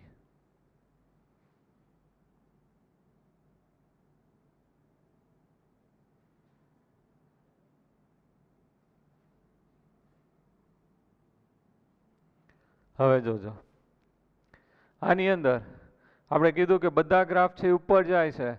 અમુક આ જે ગ્રાફ છે જો ઝિંકનો એ આ રીતે સ્ટ્રેટ થઈ અને પછી છે ઉપર જાય છે. તો અહીંયા આ રીતે એકદમ પાછો ઢાળ છે એ થઈ જાય છે, ઉપર જાય છે. તો આ જે છે એ શું દર્શાવે છે કે એનું જે છે એક અવસ્થામાંથી બીજી અવસ્થામાં રૂપાંતર થાય છે. એટલે સોલિડ હોય, ઘન હોય, એમાંથી શેમાં રૂપાંતર થતું હોય? પ્રવાહી. અથવા તો પ્રવાહીનું શેમાં રૂપાંતર થતું હોય? વાયુનું. વાયુમાં. સોલિડ છે એનું શેમાં રૂપાંતર થાય? લિક્વિડ. અથવા લિક્વિડનું શેમાં રૂપાંતર થતું હોય? ગેસમાં. તો આ જે છે એ રીતે દર્શાવે છે કે અહીંયા જે છે આ રીતે જે છે એની અવસ્થા છે એ બદલાય છે. ધારો કે આ ઘન અવસ્થામાં છે સોલિડ, એમાંથી આ લિક્વિડ થાય છે. તો ઘનમાંથી લિક્વિડ આ જે તાપમાન થાય એ 800 ડિગ્રી સેલ્સિયસ તાપમાને ઘનનું પ્રવાહીમાં રૂપાંતર થાય તો એનો ગલન બિંદુ છે આપણને દર્શાવે છે. એવી રીતે ધારો કે આની અંદર આપણને આપ્યું છે મેગ્નેશિયમમાં આલેખ છે આ રીતે, અને પછી છે અહીંયા આ રીતે આલેખ છે ઉપર જાય છે. તો આ જે છે એની અંદર છે એની અવસ્થા છે એ બદલાય છે. ધારો કે આ જે છે પ્રવાહી છે, એમાંથી અહીંયા વાયુમાં ગેસમાં રૂપાંતર થાય તો આ જે તાપમાન મળે એનું શું થઈ જશે? ઉત્કલન બિંદુ છે એ થઈ જશે. ક્લિયર? તો અહીંયા જે છે આ રીતે જે આપણને આ રીતે ગ્રાફમાં ફેરફાર જોવા મળે તો એ જે તાપમાન છે એનું ગલન બિંદુ અથવા તો શું દર્શાવે છે? ઉત્કલન બિંદુ. ઘનનું પ્રવાહીમાં રૂપાંતર થતું હોય તો એનો ગલન બિંદુ હોય અને પ્રવાહીનું વાયુમાં રૂપાંતર થતું હોય તો એનો શું આવશે? ઉત્કલન બિંદુ. ક્લિયર? આટલી સિમ્પલ ઇન્ફોર્મેશન આપણને ગ્રાફમાં એ લોકોએ આપી દીધી છે. સમજાણું? Clear totally? અહીંયા આપણે ડેલ્ટા જી ડિગ્રી લીધું છે, કિલો જૂલ પર મોલ. અહીંયા તાપમાન આપણે લીધું છે ડિગ્રી સેલ્સિયસ અને કેલ્વિન બંનેમાં આપ્યું છે. દરેકની અંદર ધાતુનું શેમાં રૂપાંતર થાય છે? ધાતુના ઓક્સાઇડમાં રૂપાંતર થાય છે. બધા જ ગ્રાફ છે આ રીતે આમ ઉપર આવે છે. એક જ ગ્રાફ છે એ કયો આવે છે? કાર્બન મોનોક્સાઇડ વાળું નીચે આવે છે. આ બધાની અંદર છે એની ગિબ્સ મુક્ત ઉર્જામાં શું થાય છે? વધારો. કારણ કે અહીંયા -100 છે કેવું હોય? વધારે હોય. આવી રીતે જ્યારે અહીંયા ગ્રાફમાં ફેરફાર થતો હોય તો આ જે બિંદુ છે એનું ગલન બિંદુ અથવા તો ઉત્કલન બિંદુ દર્શાવે છે. એની અવસ્થાની અંદર છે એ શું થશે? ફેરફાર થશે. ક્લિયર? હવે આના ઉપરથી પ્રક્રિયા આપમેળે થશે કે નહીં માહિતી મળે છે અને પદાર્થ છે એ રિડક્શન કરતા તરીકે યોગ્ય છે કે નહીં માહિતી મળે છે. તો એના માટે તો ઈએમએફની જેમ જ કહી શકાય કે નીચેવાળો છે ઉપરનાનું શું કરશે? રિડક્શન કરશે. પણ અહીંયા જે છે એ પ્રક્રિયા આપમેળે થશે કે નહીં આપણે ચેક કરીએ. કયા તાપમાને થાય છે એનું એક ઉદાહરણ લઈને આપણે સમજીએ. તો આપણે ZnO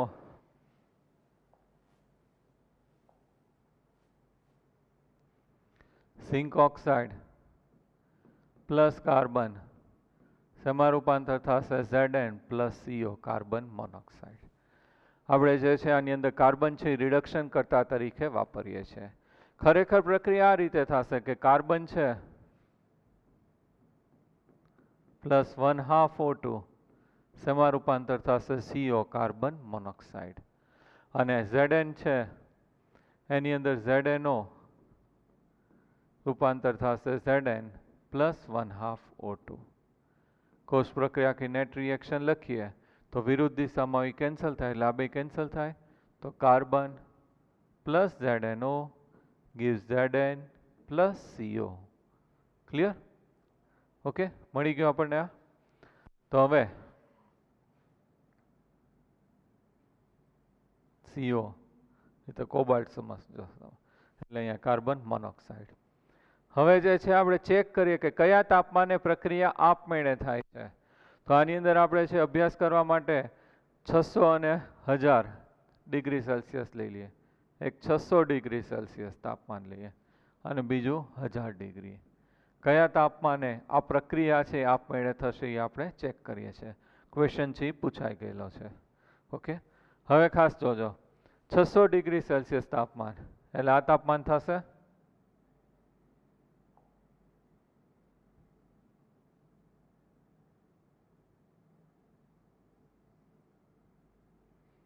આ રીતે આવશે. પહેલા ક્યાં અહીંયા આંતરછેદ મળશે? કોને છેદશે? ઝિંકને.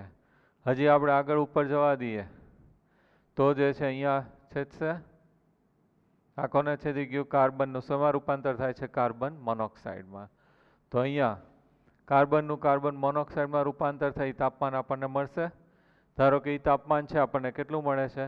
-425. Clear?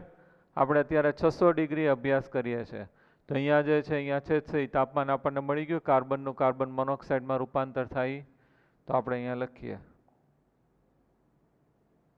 Carbon plus 1/2 O2 gives CO અને તાપમાન આપણને કેટલું મળ્યું? -425. ક્લિયર? હવે ખાસ જોજો બીજું આપણે કયું લેવાનું છે? ઝિંક માટે. તો અહીંયા છેદે છે એટલે ઝિંકનું તાપમાન છે કેટલું મળ્યું? -500. હવે આ જે રિએક્શન છે એમાં ઝિંક છે એ શેમાં રૂપાંતર થાય છે? ZnO માં. આપણે તો ઊંધું લખવાનું છે. ZnO નું શેમાં રૂપાંતર કરવાનું છે? ઝિંકમાં. એટલે મેં સ્ટાર્ટિંગમાં મેન્શન કર્યું કે ગ્રાફ છે એની અંદર ધાતુનું શેમાં રૂપાંતર થાય છે? ધાતુ ઓક્સાઇડમાં. એટલે આ રીતે રિએક્શન થાય છે. ઝિંક પ્લસ 1/2 O2 શું બનશે? ZnO બને છે અહીંયા આપણે. તો એની કિંમત છે આપણી પાસે કેટલી આવી છે? -500. હવે આપણે તો ઊંધું કરી નાખીએ છીએ રિએક્શન. ZnO નું રૂપાંતર શેમાં થાય છે? Zn plus 1/2 O2. તો આ વેલ્યુ જે માઇનસ છે એની જગ્યાએ કેવી થઈ જશે? પ્લસ. ક્લિયર? સાવ સિમ્પલ જ છે. આવી ગયું છે આપણે ઘણી બધી વાર. આ જે છે એ ધાતુનું ધાતુ ઓક્સાઇડમાં રૂપાંતર થાય એની કિંમત -500 મળી છે. આપણે ઊંધું કરવાનું છે એટલે માઇનસની જગ્યાએ કેવી થઈ જશે પ્લસ. તો અહીંયા હું લખું ઊંધું ZnO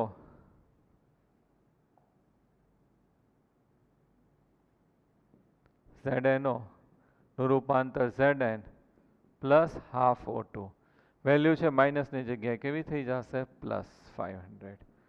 રિએક્શનમાં બે કેન્સલ થઈ જાય તો નેટ રિએક્શન લખીએ એટલે આવી જશે અને આ જે છે એ બેનો સરવાળો થઈ જાય. હીટ ઓફ ફોર્મેશન આપણે લખતા હતા કેટલું મળશે અહીંયા +75 +75.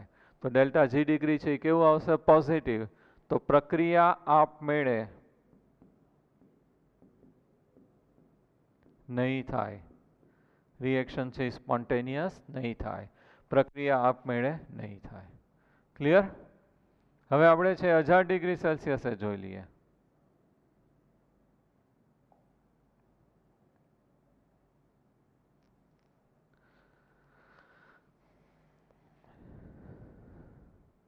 હજારે તો આ 1000 આ રીતે ગ્રાફ મળશે. અહીંયા જે છે આપણું કાર્બનનું સમારૂપાંતર થાય છે કાર્બન મોનોક્સાઇડ. એ કેટલું આવે છે 500 -500. અને આપણી પાસે હજી કયું લેવાનું છે ઝિંક. તો ઝિંક વાળો ગ્રાફ આ છે આપણી પાસે. તો અહીંયા છે ક્લિયર. વેલ્યુ છે અહીંયા મૂકી દઈએ. સમજાણું? 1000 ડિગ્રી સેલ્સિયસ આપણે લીધું તો અહીંયા પેલા છેદે છે તો એ કાર્બન મોનોક્સાઇડમાં તાપમાન જોઈ લીધું અને ઉપર ઝિંક ને ત્યાં છેદશે એ તાપમાન જોઈ લીધું.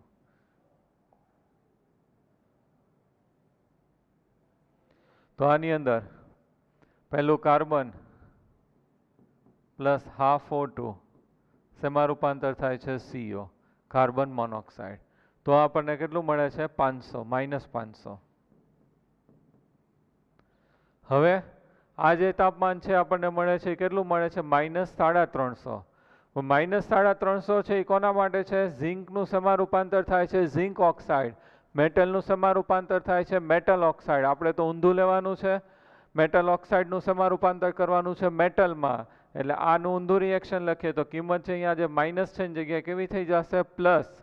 તો આપણે એ લખી નાખીએ ZnO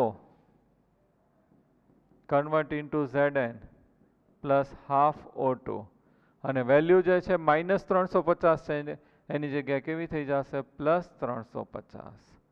સોલ્વ કરીએ એટલે આ બે કેન્સલ થઈ જાય. નેટ રિએક્શન ઉપરનું આવી જાય અને ડેલ્ટા G ડિગ્રી ફોર્મેશન પ્રક્રિયા સર્જન એન્થલ્પી કેટલી આવશે -150.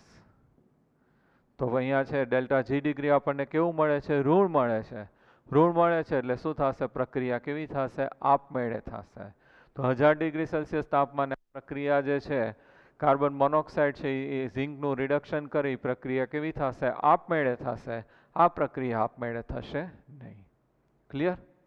અને બંનેની અંદર છે એ કાર્બન મોનોક્સાઇડ છે એ ઝિંક છે ZnO છે એનું શું કરે છે રિડક્શન.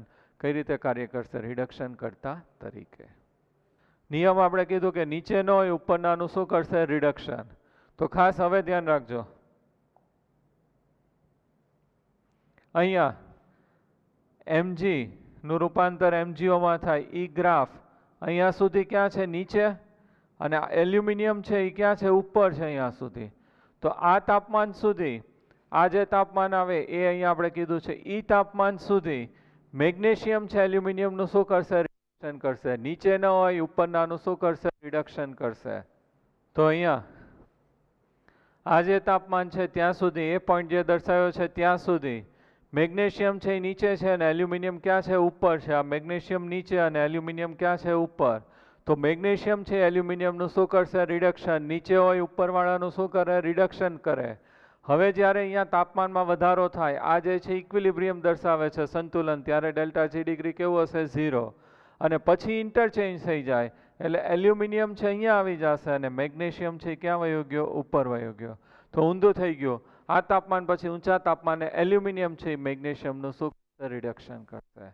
ઓકે, અને mg છે એ આ બાકીના બધાનું જે છે એ શું કરશે, રિડક્શન કરી શકશે, રિડક્શન કરતા તરીકે કાર્ય કરશે, કારણ કે ક્યાં આવેલો છે, નીચે. એવી રીતે એલ્યુમિનિયમ છે, આ તાપમાન પછી એલ્યુમિનિયમ છે, મેગ્નેશિયમ અને બધાનું રિડક્શન કરી શકશે. એટલા માટે જ એલ્યુમિનિયમ છે આપણે એલ્યુમિનિયો થર્માઇટ પ્રોસેસ છે એની અંદર વાપરતા હતા. તો આ જે નીચેના હોય ઉપરનાનું બધાનું શું કરશે, રિડક્શન.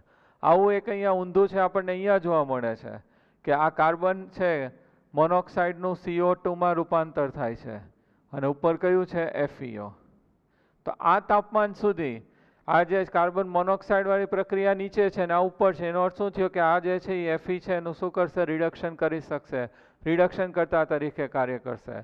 પણ આનાથી ઊંચા તાપમાને આપણે આગળ જઈએ તો એ બે જે છે એ બદલાઈ જાય, તો એની અંદર જે છે CO ત્યારે રિડક્શન કરતા તરીકે કાર્ય કરશે નહીં. ક્લિયર? તો આટલું આપણે ગ્રાફ ખબર પડે. આપણે એક જ નિયમ યાદ રાખવાનું છે, નીચેવાળા છે ઉપરનાનું શું કરશે, રિડક્શન કરશે. ખાસ ધ્યાન રાખજો, આમાં કોઈ થિયરી તમારે લર્ન કરવાની નથી. બોર્ડમાં ક્યારેય પૂછતા નથી એલિંગમ ડાયાગ્રામ છે એ સમજાવો, એનો ગ્રાફ એ તમારે લર્ન કરવાનો નથી. MCQ ની અંદર આપણને ગ્રાફ છે એ આપી દેશે. ઓકે, એટલે કાંઈ ટેન્શન નથી લેવાનું, ખાલી એક પોઈન્ટ યાદ રાખવાનું, નીચેવાળા ઉપરનાનું શું કરશે, રિડક્શન કરશે. ક્લિયર? હવે આની મર્યાદા જોઈ લઈએ. મર્યાદાઓ. તો આલેખ માત્ર સૂચવે છે કે પ્રક્રિયા શક્ય છે કે નહીં, પ્રક્રિયા થશે કે નહીં આપણને ખબર પડે છે ડેલ્ટા જી ડિગ્રી ઉપરથી. એટલે કે રિડક્શન કરતા વડે રિડક્શનનું વલણ દર્શાવે છે. આ એટલા માટે છે કારણ કે તે માત્ર ઉષ્માગતિકીય સંકલ્પનાઓ ઉપર આધારિત છે. તો આ જે એલિંગમ ડાયાગ્રામ આપણે ડ્રો કર્યો, ગ્રાફ લીધો, એના ઉપરથી પ્રક્રિયાના વેગ અંગે કોઈ માહિતી મળતી નથી. પ્રક્રિયાનો વેગ એટલે પ્રક્રિયા કેટલા સમયની અંદર પૂરી થશે એ સમય છે એની આપણને કોઈ માહિતી મળતી નથી. આની મર્યાદા થઈ ગઈ કે આના ઉપરથી છે પ્રક્રિયા છે એ થશે કે નહીં એ આપણને ખબર પડે છે, પદાર્થ છે રિડક્શન કરતા તરીકે કાર્ય કરશે કે નહીં એ માહિતી મળે છે, પરંતુ પ્રક્રિયાના વેગ અંગે એટલે કે પ્રક્રિયા પૂરી થવા માટે લાગતા સમય વિશે કોઈ માહિતી મળતી નથી. તો એની મર્યાદા થઈ ગઈ. સેકન્ડ, ડેલ્ટા જી ડિગ્રીનું અર્થઘટન K પર ડેલ્ટા જી ડિગ્રી બરાબર -RT ln K પર આધારિત છે. આમ તે ધારી લે છે કે પ્રક્રિયકો અને નિપજો સંતુલનમાં છે. બંને કેવા છે, સંતુલનમાં છે. ડેલ્ટા જી ડિગ્રી બરાબર -RT ln K આપણી પાસે સમીકરણ છે. તો અહીંયા ડેલ્ટા જી ડિગ્રી વિરુદ્ધ આપણે T નો આલેખ લઈએ છીએ અને આ જે છે ત્યારે કઈ સ્થિતિમાં લઈએ છીએ, સંતુલનમાં. તો એવું જરૂરી નથી કે દરેક રાસાયણિક પ્રક્રિયા છે એ સંતુલનમાં જ હોય. ખાલી પુરોગામી દિશામાં થતી હોય એવી પણ ઘણી બધી પ્રક્રિયાઓ છે કે એની અંદર સંતુલન ન સ્થપાતું હોય, તો ત્યારે આ જે છે આપણે નિયમ છે લાગુ પાડી શકતા નથી. તે હંમેશા સાચું હોતું નથી, કારણ કે પ્રક્રિયક નિપજ ઘન પદાર્થ હોઈ શકે. ઔદ્યોગિક પ્રક્રિયામાં પ્રક્રિયકો અને નિપજો બહુ ઓછા સમય માટે સંપર્કમાં હોય છે. ક્લિયર? તો બે મર્યાદા છે. પહેલી જે છે એ આપણે શું કીધું કે પ્રક્રિયાના વેગ અંગે કોઈ માહિતી મળતી નથી, પ્રક્રિયા કેટલા સમયમાં પૂરી થાય છે એ વિશે કોઈ માહિતી મળતી નથી. અને અહીંયા આપણે પ્રક્રિયા સંતુલનમાં છે એવું ધારીને ચાલીએ છીએ, પરંતુ એવું જરૂરી નથી કે દરેક પ્રક્રિયા છે એ સંતુલનમાં હોય. ઓકે, હવે આપણે અભ્યાસ કરવાનો છે આયન Fe છે એનું નિષ્કર્ષણ છે એનો અભ્યાસ કરવાનો છે. તો એની અંદર Fe ના નિષ્કર્ષણ માટે એના અયસ્ક આપણે કયા નક્કી કર્યા હતા, હેમેટાઇટ, મેગ્નેટાઇટ, સિડેરાઇટ્સ, આયર્ન પાયરાઇટ્સ. એ રીતે જ યાદ રાખવાના છે. Fe2O3 એક વધારી દઈએ એટલે શું થશે, Fe3O4, FeCO3 અને FeS2. Hematite, magnetite, siderites, iron pyrites. આની અંદર સામાન્ય રીતે આપણે જે પસંદ કરીએ છીએ હેમેટાઇટ અને સિડેરાઇટ છે પસંદ કરીએ છીએ, કારણ કે એ આપણને કેવું મળે છે, સસ્તું પડે છે. એટલા માટે, કારણ કે ઇન્ડસ્ટ્રીયલ પ્રોડક્શન કરવાનું હોય ત્યારે નિપજ છે આપણને સસ્તું મળે એવી આપણે છે એને પ્રાયોરિટી આપવાની હોય. એટલા માટે ફ્લો ચાર્ટ જોઈ લઈએ, આની અંદર કઈ રીતે આપણે રિએક્શન કરશું.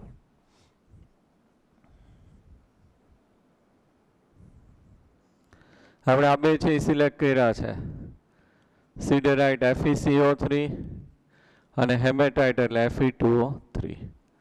આને આપણે છે ખાંડી અને દળવામાં આવે છે, પીસિંગ એટલે શેમાં રૂપાંતર થઈ જશે, પાવડરમાં. પહેલો દરેક તબક્કો હોય ને બધાની આપણી જે અયસ્ક હોય ને શેમાં રૂપાંતર કરીએ છીએ, પાવડરમાં. પછી એનું આવશે અયસ્કનું આપણે શું કરીએ છીએ, સંકેન્દ્રણ કરવાનું છે. તો અયસ્કનું સંકેન્દ્રણ, એના માટે બે પદ્ધતિ આપણે ઉપયોગમાં લેવી પડશે. એક જલીય નિક્ષાલન છે, આપણે જલીય પ્રક્ષાલન છે પદ્ધતિ આપણે લઈએ છીએ.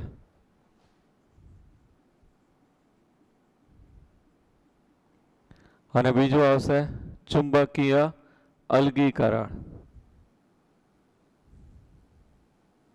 આ બે પદ્ધતિ છે એનો આપણે ઉપયોગ કરશું. તો અહીંયા પહેલું જે છે આપણી પાસે છે જલીય પ્રક્ષાલન અને બીજું જે છે એ કયું લઈએ છીએ ચુંબકીય અલગીકરણ. બંને આપણે ડિટેલમાં સ્ટડી કરી નાખ્યું છે બરાબર. આની અંદર પાણી છે નાખશું એટલે એની અંદર જે છે ઘનતાના આધારે અલગીકરણ છે એ થશે. અને ઓલો ચુંબકીય ગુણધર્મ હશે Fe એટલે એના આધારે અલગીકરણ છે એ થશે. અયસ્કનું સંકેન્દ્રણ છે આપણે કરી નાખીએ. પછી જે છે એની અંદર આપણે છે સંકેન્દ્રિતમાંથી છે ધાતુ છે એ આપણે જુદી પાડીએ છીએ. તો આની અંદર આપણે ધાતુ છે એ જુદી પાડશું. તો ધાતુ છે એની અંદર જુદી પાડવા માટે એનું ઓક્સાઇડમાં રૂપાંતર છે એ આપણે કરશું. ઓક્સાઇડમાં. હવે ઓક્સાઇડમાં રૂપાંતર કરવું હોય તો Fe2O3 છે પોતે જ કેવું છે ઓક્સાઇડ સ્વરૂપે છે. તો એની અંદર નિસ્તાપન કે ભુંજન ની જરૂર પડતી નથી. પરંતુ FeCO3 છે એના માટે આપણે છે એ નિસ્તાપન છે પ્રક્રિયા કરવી પડશે. નિસ્તાપન એટલે કેલ્સિનેશન, ઓક્સિજનની ગેરહાજરીમાં હવાની ગેરહાજરીમાં પ્રક્રિયા કરવાની. તો આને ગરમ કરીએ તો શું બની જાય FeO + CO2. તો આ શેમાં રૂપાંતર થઈ ગયું ઓક્સાઇડમાં. હવે જે છે બેનો ઓક્સાઇડમાં રૂપાંતર થઈ ગયું પછી શું કરવું પડશે રિડક્શન કરવું પડશે. કાર્બન વડે રિડક્શન આપણે કરીએ તો આપણને Fe મળશે અને પછી એનું શુદ્ધિકરણ કરી નાખીએ એટલે શુદ્ધ Fe આપણને મળશે. ક્લિયર? તો આ રીતે છે આપણે દરેક તબક્કા છે લેવા પડશે.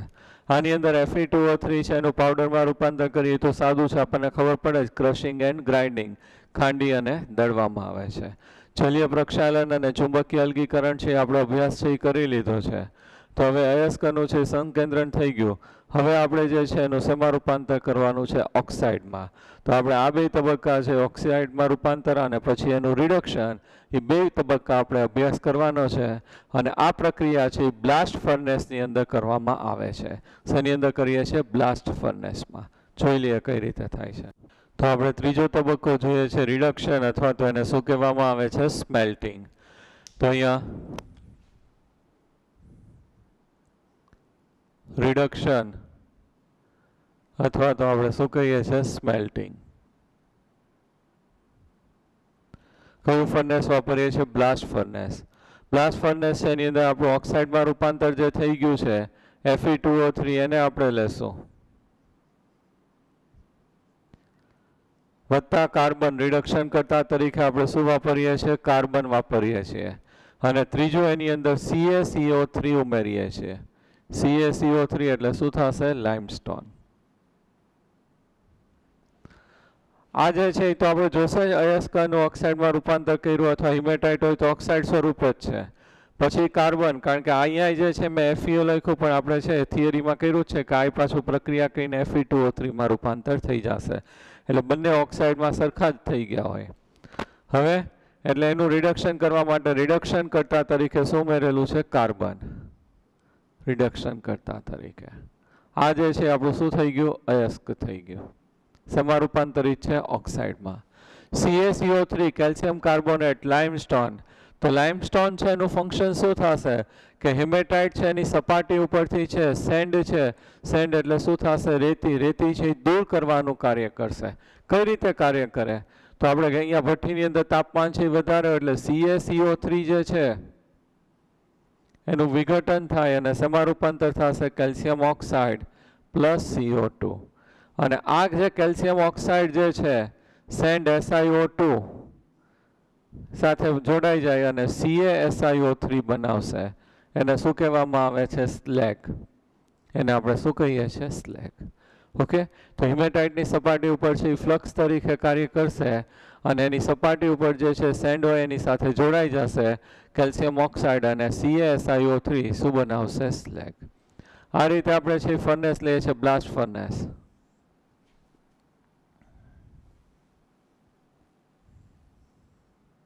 ડાયાગ્રામ તમારે નથી કરવાનું, સમજાવવા માટે લઉં છું. અહીંયા છે આ ત્રણેય વસ્તુ આપણે ઉમેરીએ છીએ. અહીંયા નીચેથી ગરમ હવા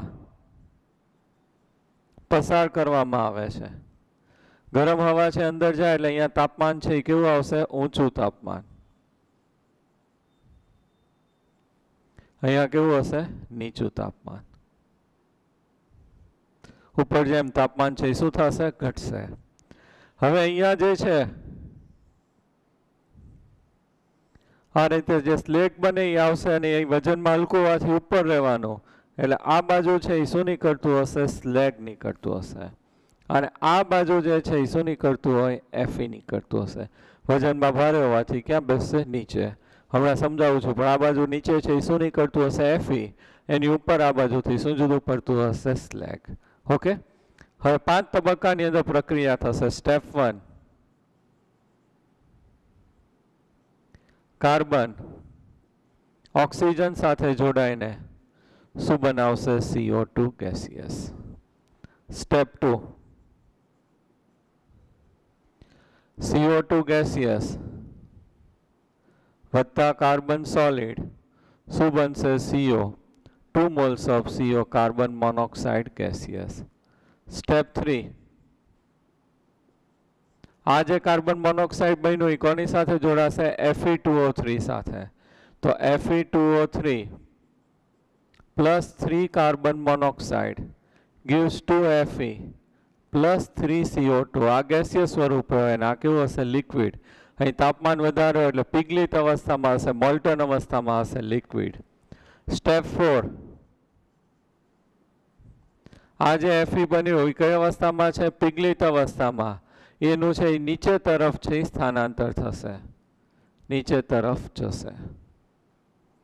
અહીંયા જે Fe ઉત્પન્ન થયો, Fe છે એ તરત જ આ જે છે ભઠ્ઠી છે એની અંદર વાત ભઠ્ઠી અથવા તો બ્લાસ્ટ ફર્નેસમાં એ ક્યાં આવશે? નીચે આવશે. આ રીતે અહીંયા આવી જશે છે. ઉપર સ્ટેપ 5, હિમેટાઇટની સપાટી ઉપર જે સેન્ડ હોય એની સાથે આ રિએક્ટ થઈ જાય, આ જ રિએક્શન થશે અને અહીંયા શું ઉત્પન્ન થશે? સ્લેગ. તો સ્લેગ પોતે છે એ ક્યાં આવશે? નીચે આવશે. તો અહીંયા સ્લેગ એ નીચે આવશે ભઠ્ઠીમાં અને શું આવશે? આપણી પાસે Fe છે એ નીચે આવશે. પણ Fe છે એની ઘનતા વધારે હોય, ભારે હોય એટલે એ નીચે આવી જશે અને સ્લેગ ક્યાં રહેશે? ઉપર. એટલે બે છે એ જુદા પડશે. તેલ અને આપણે પાણી કેમ જુદા રહે એવી રીતે બે જુદા રહેશે. ઉપર છે આ બાજુ શું જુદું પડતું હશે? આપણી પાસે સ્લેગ અને આ બાજુ નીચે શું નીકળતું હશે?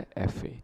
તો આ રીતે જે છે ભઠ્ઠીની અંદર જે છે Fe છે એ આપણને મળી જશે અહીંયા નીચે. ક્લિયર? તો વાત ભઠ્ઠીની અંદર જે નીચે આપણને અહીંયા લોખંડ મળશે, આ જે જુદું થાય છે એ કાચું લોખંડ છે એ કહેવામાં આવે છે. પછી છે આપ્યું છે આપણને ઘડતર લોખંડ, તો અથવા દબનીય લોખંડ છે વ્યાપાર કહેવામાં આવે છે. એ જે છે એ વ્યાપારિક ધોરણે લોખંડનું સૌથી શુદ્ધ સ્વરૂપ છે અને તેને ભડતર લોખંડમાંથી હેમેટાઇટ વડે પડ ચડાવેલી પરાવર્તિત ભઠ્ઠીમાં અશુદ્ધિ ઓક્સિડેશન કરીને બનાવવામાં આવે છે. Fe2O3 વત્તા 3 કાર્બન એટલે 2 Fe પ્લસ શું થશે? 3 CO કહેવામાં આવે છે. લાઇમસ્ટોન છે એ અભિવાહક એટલે ફ્લક્સ તરીકે એની અંદર ઉમેરવામાં આવે છે. એ તરત જ એનું વહન છે સેન્ટ સાથે જોડાઈને ક્યાં કરી નાખશે? નીચે આવે. અહીંયા સ્લેગમાંથી પસાર થાય છે, ધાતુને કાઢી લેવામાં આવે છે અને રોલરમાંથી પસાર કરી સ્લેગમાંથી મુક્ત કરવામાં આવે છે. સ્લેગ અને ધાતુ છે બેને આપણે શું કરી દઈશું? જુદા પાડી દઈશું. ઓકે. તો 3 આ જે આવશે એ શું થશે? કાચું લોખંડ કહેવામાં આવે છે. એક કયું છે? ઘડતર લોખંડ અને બીજું કયું આવશે? ભડતર લોખંડ. ઓકે. હવે અગત્યનો ટોપિક છે કોપર છે એનું નિષ્કર્ષણ. તો કોપરનું નિષ્કર્ષણ કરવા માટે કોપરના અયસ્ક જે છે એ ચાલ્કોપાયરાઇટ્સ અથવા તો કોપર પાયરાઇટ છે આપણે વાપરીએ છીએ CuFeS2 અથવા તો CO2S કોપર ગ્લેન્સ કહેવામાં આવે છે. આ એના અયસ્ક છે આપણે વાપરીએ છીએ. તો આની અંદર જે છે એના તબક્કા છે એ આપણે જોઈ લઈએ. પહેલું જે છે આપણી પાસે જે અયસ્ક છે ફ્લો ચાર્ટ,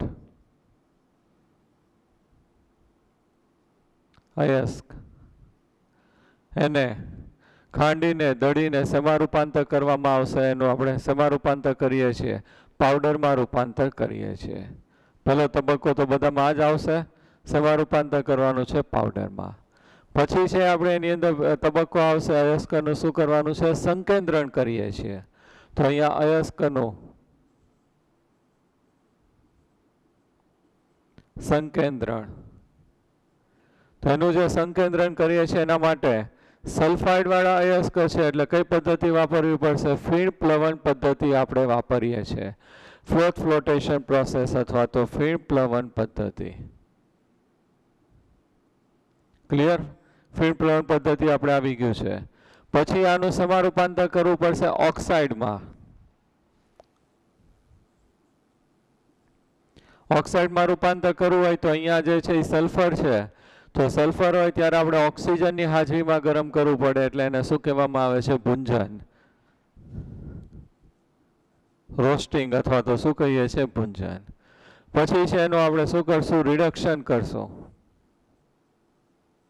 એટલે આપણને કોપર છે એ મળશે. અને પછી એનું શુદ્ધિકરણ. તો આ રીતે આપણે એના છે તબક્કા છે જોવાના છે. તો અયસ્કનું સમારૂપાંતર કરશું પાવડરમાં. પાવડરમાં રૂપાંતર કરવું હોય તો પીસિંગ પાવડરમાં રૂપાંતર. ફીણ પ્લવન પદ્ધતિ આપણે આખી ડિટેલમાં કરી નાખી છે એટલે એની અંદરથી આપણને છે એ ધાતુ છે એનું સંકેન્દ્રણ થઈ જશે. પછીનો તબક્કો આપણે છે ભૂંજન અને રિડક્શન છે એનો અભ્યાસ કરવાનો છે. શુદ્ધિકરણ છે આપણે આવી ગયું છે, વિદ્યુતી વિભાજન કરીને એનું શુદ્ધિકરણ છે કરવામાં આવશે. તો આ બે તબક્કા છે આપણે જોઈ લઈએ. હવે આપણે જે છે એનું સ્ટેપ જે છે આપણે ભૂંજન છે એ જોઈ લઈએ. ઓક્સાઇડમાં રૂપાંતર કરીએ છીએ. આગળના તો આપણે કરી નાખ્યા છે એટલે અત્યારે ડિટેલમાં નથી જોતા.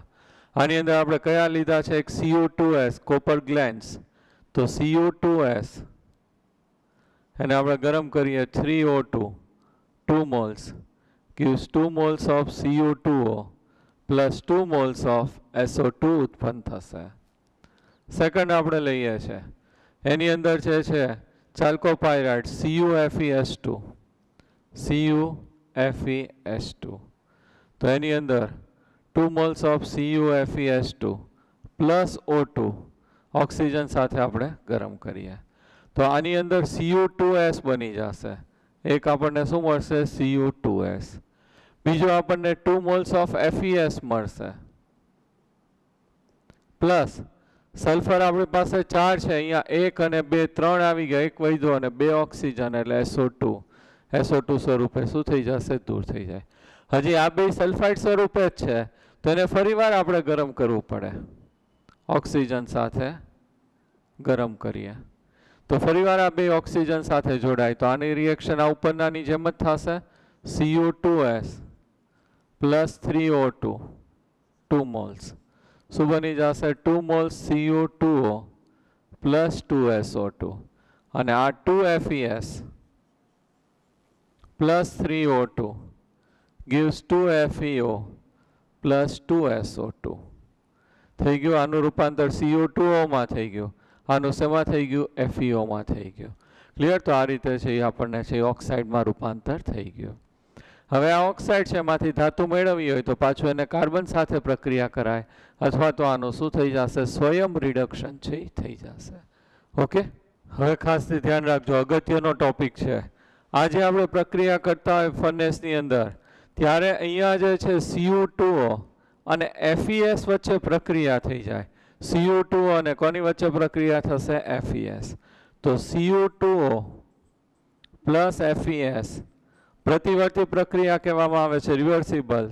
પાછું શું બની જશે, Cu2S પ્લસ FeO પ્રતિવર્તી પ્રક્રિયા થઈને બની જશે. આ જે બને Cu2S વત્તા FeO એને શું કહેવામાં આવે છે, મેટે. એને આપણે શું કહીએ છીએ, મેટે. ખાસ ધ્યાન રાખજો, આ જે પ્રક્રિયા કરતા હોય આ રીતે જે છે ક્યુપ્રસ ઓક્સાઇડ અને આયર્ન ઓક્સાઇડ બનતું હોય ત્યારે અહીંયા FeS અને Cu2S આ બે વચ્ચે પ્રક્રિયા થઈને Cu2S વત્તા FeO બનાવે એને મેટે કહેવામાં આવે છે. ખાસ ધ્યાન રાખજો, અગત્યનું છે. અને આ જે મેટે છે એમાંથી આપણે કોપર છે એ જુદું પાડીએ એ પ્રક્રિયાને શું કહેશું, બેસીમરાઇઝેશન. ખાસ યાદ રાખજો, અહીંયા જે મેટે છે એમાંથી આપણે કોપર છે એ જુદું પાડશું એ પ્રક્રિયાને શું કહેવામાં આવે છે, બેસીમરાઇઝેશન. ક્લિયર? હવે આ જે છે એ તમને આવડે છે જુદું પાડવા માટે. FeO ને જુદું પાડવું હોય તો શું મેળ દેવું પડશે? Send SiO2. એની સાથે જોડાઈને FeSiO3 એ શું બનાવી નાખશે? સ્લેગ. તો FeO જુદું પડી ગયું. આ જે મિશ્રણ છે એની અંદર સેન્ડ નાખી દે એટલે સેન્ડ FeO સાથે જોડાઈને FeSiO3 સ્લેગ છે ઓલાની જેમ ઉપર રહે અને નીચે શું આવશે? કોપર આવશે. અને આ Cu2S છે એમાંથી આપણે કોપર છે એ જુદો પાડીએ તો અહીંયા Cu2S સેમ રિએક્શન આવશે 2 moles plus 3O2 gives 2 moles of Cu2O plus 2SO2. અને અહીંયા સ્વયં રિડક્શન પ્રક્રિયા થશે, સેલ્ફ રિડક્શન, એટલે આ Cu2O અને આ Cu2S બે વચ્ચે રિએક્શન થશે તો 2 moles of Cu2S 2O આપણું ઉત્પન્ન થયું. અને આ Cu2S વચ્ચે પ્રક્રિયા થાય એટલે શું થઈ જશે? 4 અને 2 6 6Cu પ્લસ શું બનશે? SO2. તો અહીંયા 6Cu ઉત્પન્ન થઈ ગયું આપણને અને SO2. આ જે ઉત્પન્ન થાય એને બ્લિસ્ટર કોપર કહેવામાં આવે છે. એની અંદર શું થશે કે સપાટી ઉપરથી SO2 છે એ દૂર થઈ ગયું હોય તેની જગ્યા ખાલી રહેશે, છિદ્રાળુ સપાટી ઉત્પન્ન થશે. એટલે આ જે કોપર ઉત્પન્ન થાય એને શું કહેવામાં આવે છે? બ્લિસ્ટર કોપર કહેવામાં આવે છે. ખાસ યાદ રાખજો, મેટેમાંથી કોપર જુદો પાડીએ 3 નામ છે અને આપણે શું કીધું છે? બેસિમરાઇઝેશન. આ જે છે એ સ્વયં રિડક્શન પ્રક્રિયા થશે અને અહીંયા જે કોપર ઉત્પન્ન થશે એને આપણે શું કીધું છે? બ્લિસ્ટર કોપર કીધું છે. સપાટી ઉપરથી સલ્ફર છે SO2 માં રૂપાંતર થઈને દૂર થઈ જાય એટલે છિદ્રવાળી સપાટી ઉત્પન્ન થાય એને શું કહેવામાં આવે છે? Blister copper. અને બ્લિસ્ટર કોપરમાંથી શુદ્ધ કોપર આપણે મેળવવો હોય તો એનું શું કરી નાખવાનું? વિદ્યુત વિભાજન. એ તબક્કો તો આપણે કરી નાખ્યો છે. અહીંયા છે અશુદ્ધ કોપર એટલે અહીંયા આપણે શું રાખતા હતા? બ્લિસ્ટર કોપર અથવા તો અશુદ્ધ કોપર. અને આ પાતળો સળિયો રાખશો એ કોનો રાખશો? શુદ્ધ કોપર. અને દ્રાવણ છે એ કોનું લેવાનું છે? CuSO4. કનેક્ટ કરીને વિદ્યુત પ્રવાહ છે એ પસાર કરીએ તો અહીંયા શુદ્ધ કોપર છે એ જમા થશે. ક્લિયર? તો આ રીતે આપણને જે છે એ કોપર મળે છે. હવે 4 નાના મુદ્દા છે આપણી પાસે. ઝિંક ઓક્સાઇડમાંથી ઝિંક છે એનું નિષ્કર્ષણ અભ્યાસ કરવાનું છે. તો આપણે ઝિંક ઓક્સાઇડ છે એને કાર્બન સાથે ગરમ કરીએ છીએ. ZnO વત્તા કાર્બન સાથે આપણે ગરમ કરીએ છીએ. ઝિંક ઓક્સાઇડને કાર્બન સાથે ગરમ કરીએ, કાર્બન છે રિડક્શન કરતા તરીકે કાર્ય કરશે અને 1673 કેલ્વિન તાપમાન. તો આપણને Zn વત્તા કાર્બન મોનોક્સાઇડ છે મળશે. તો આ રીતે ઝિંક ઓક્સાઇડમાંથી ઝિંક છે મેળવી શકાય છે.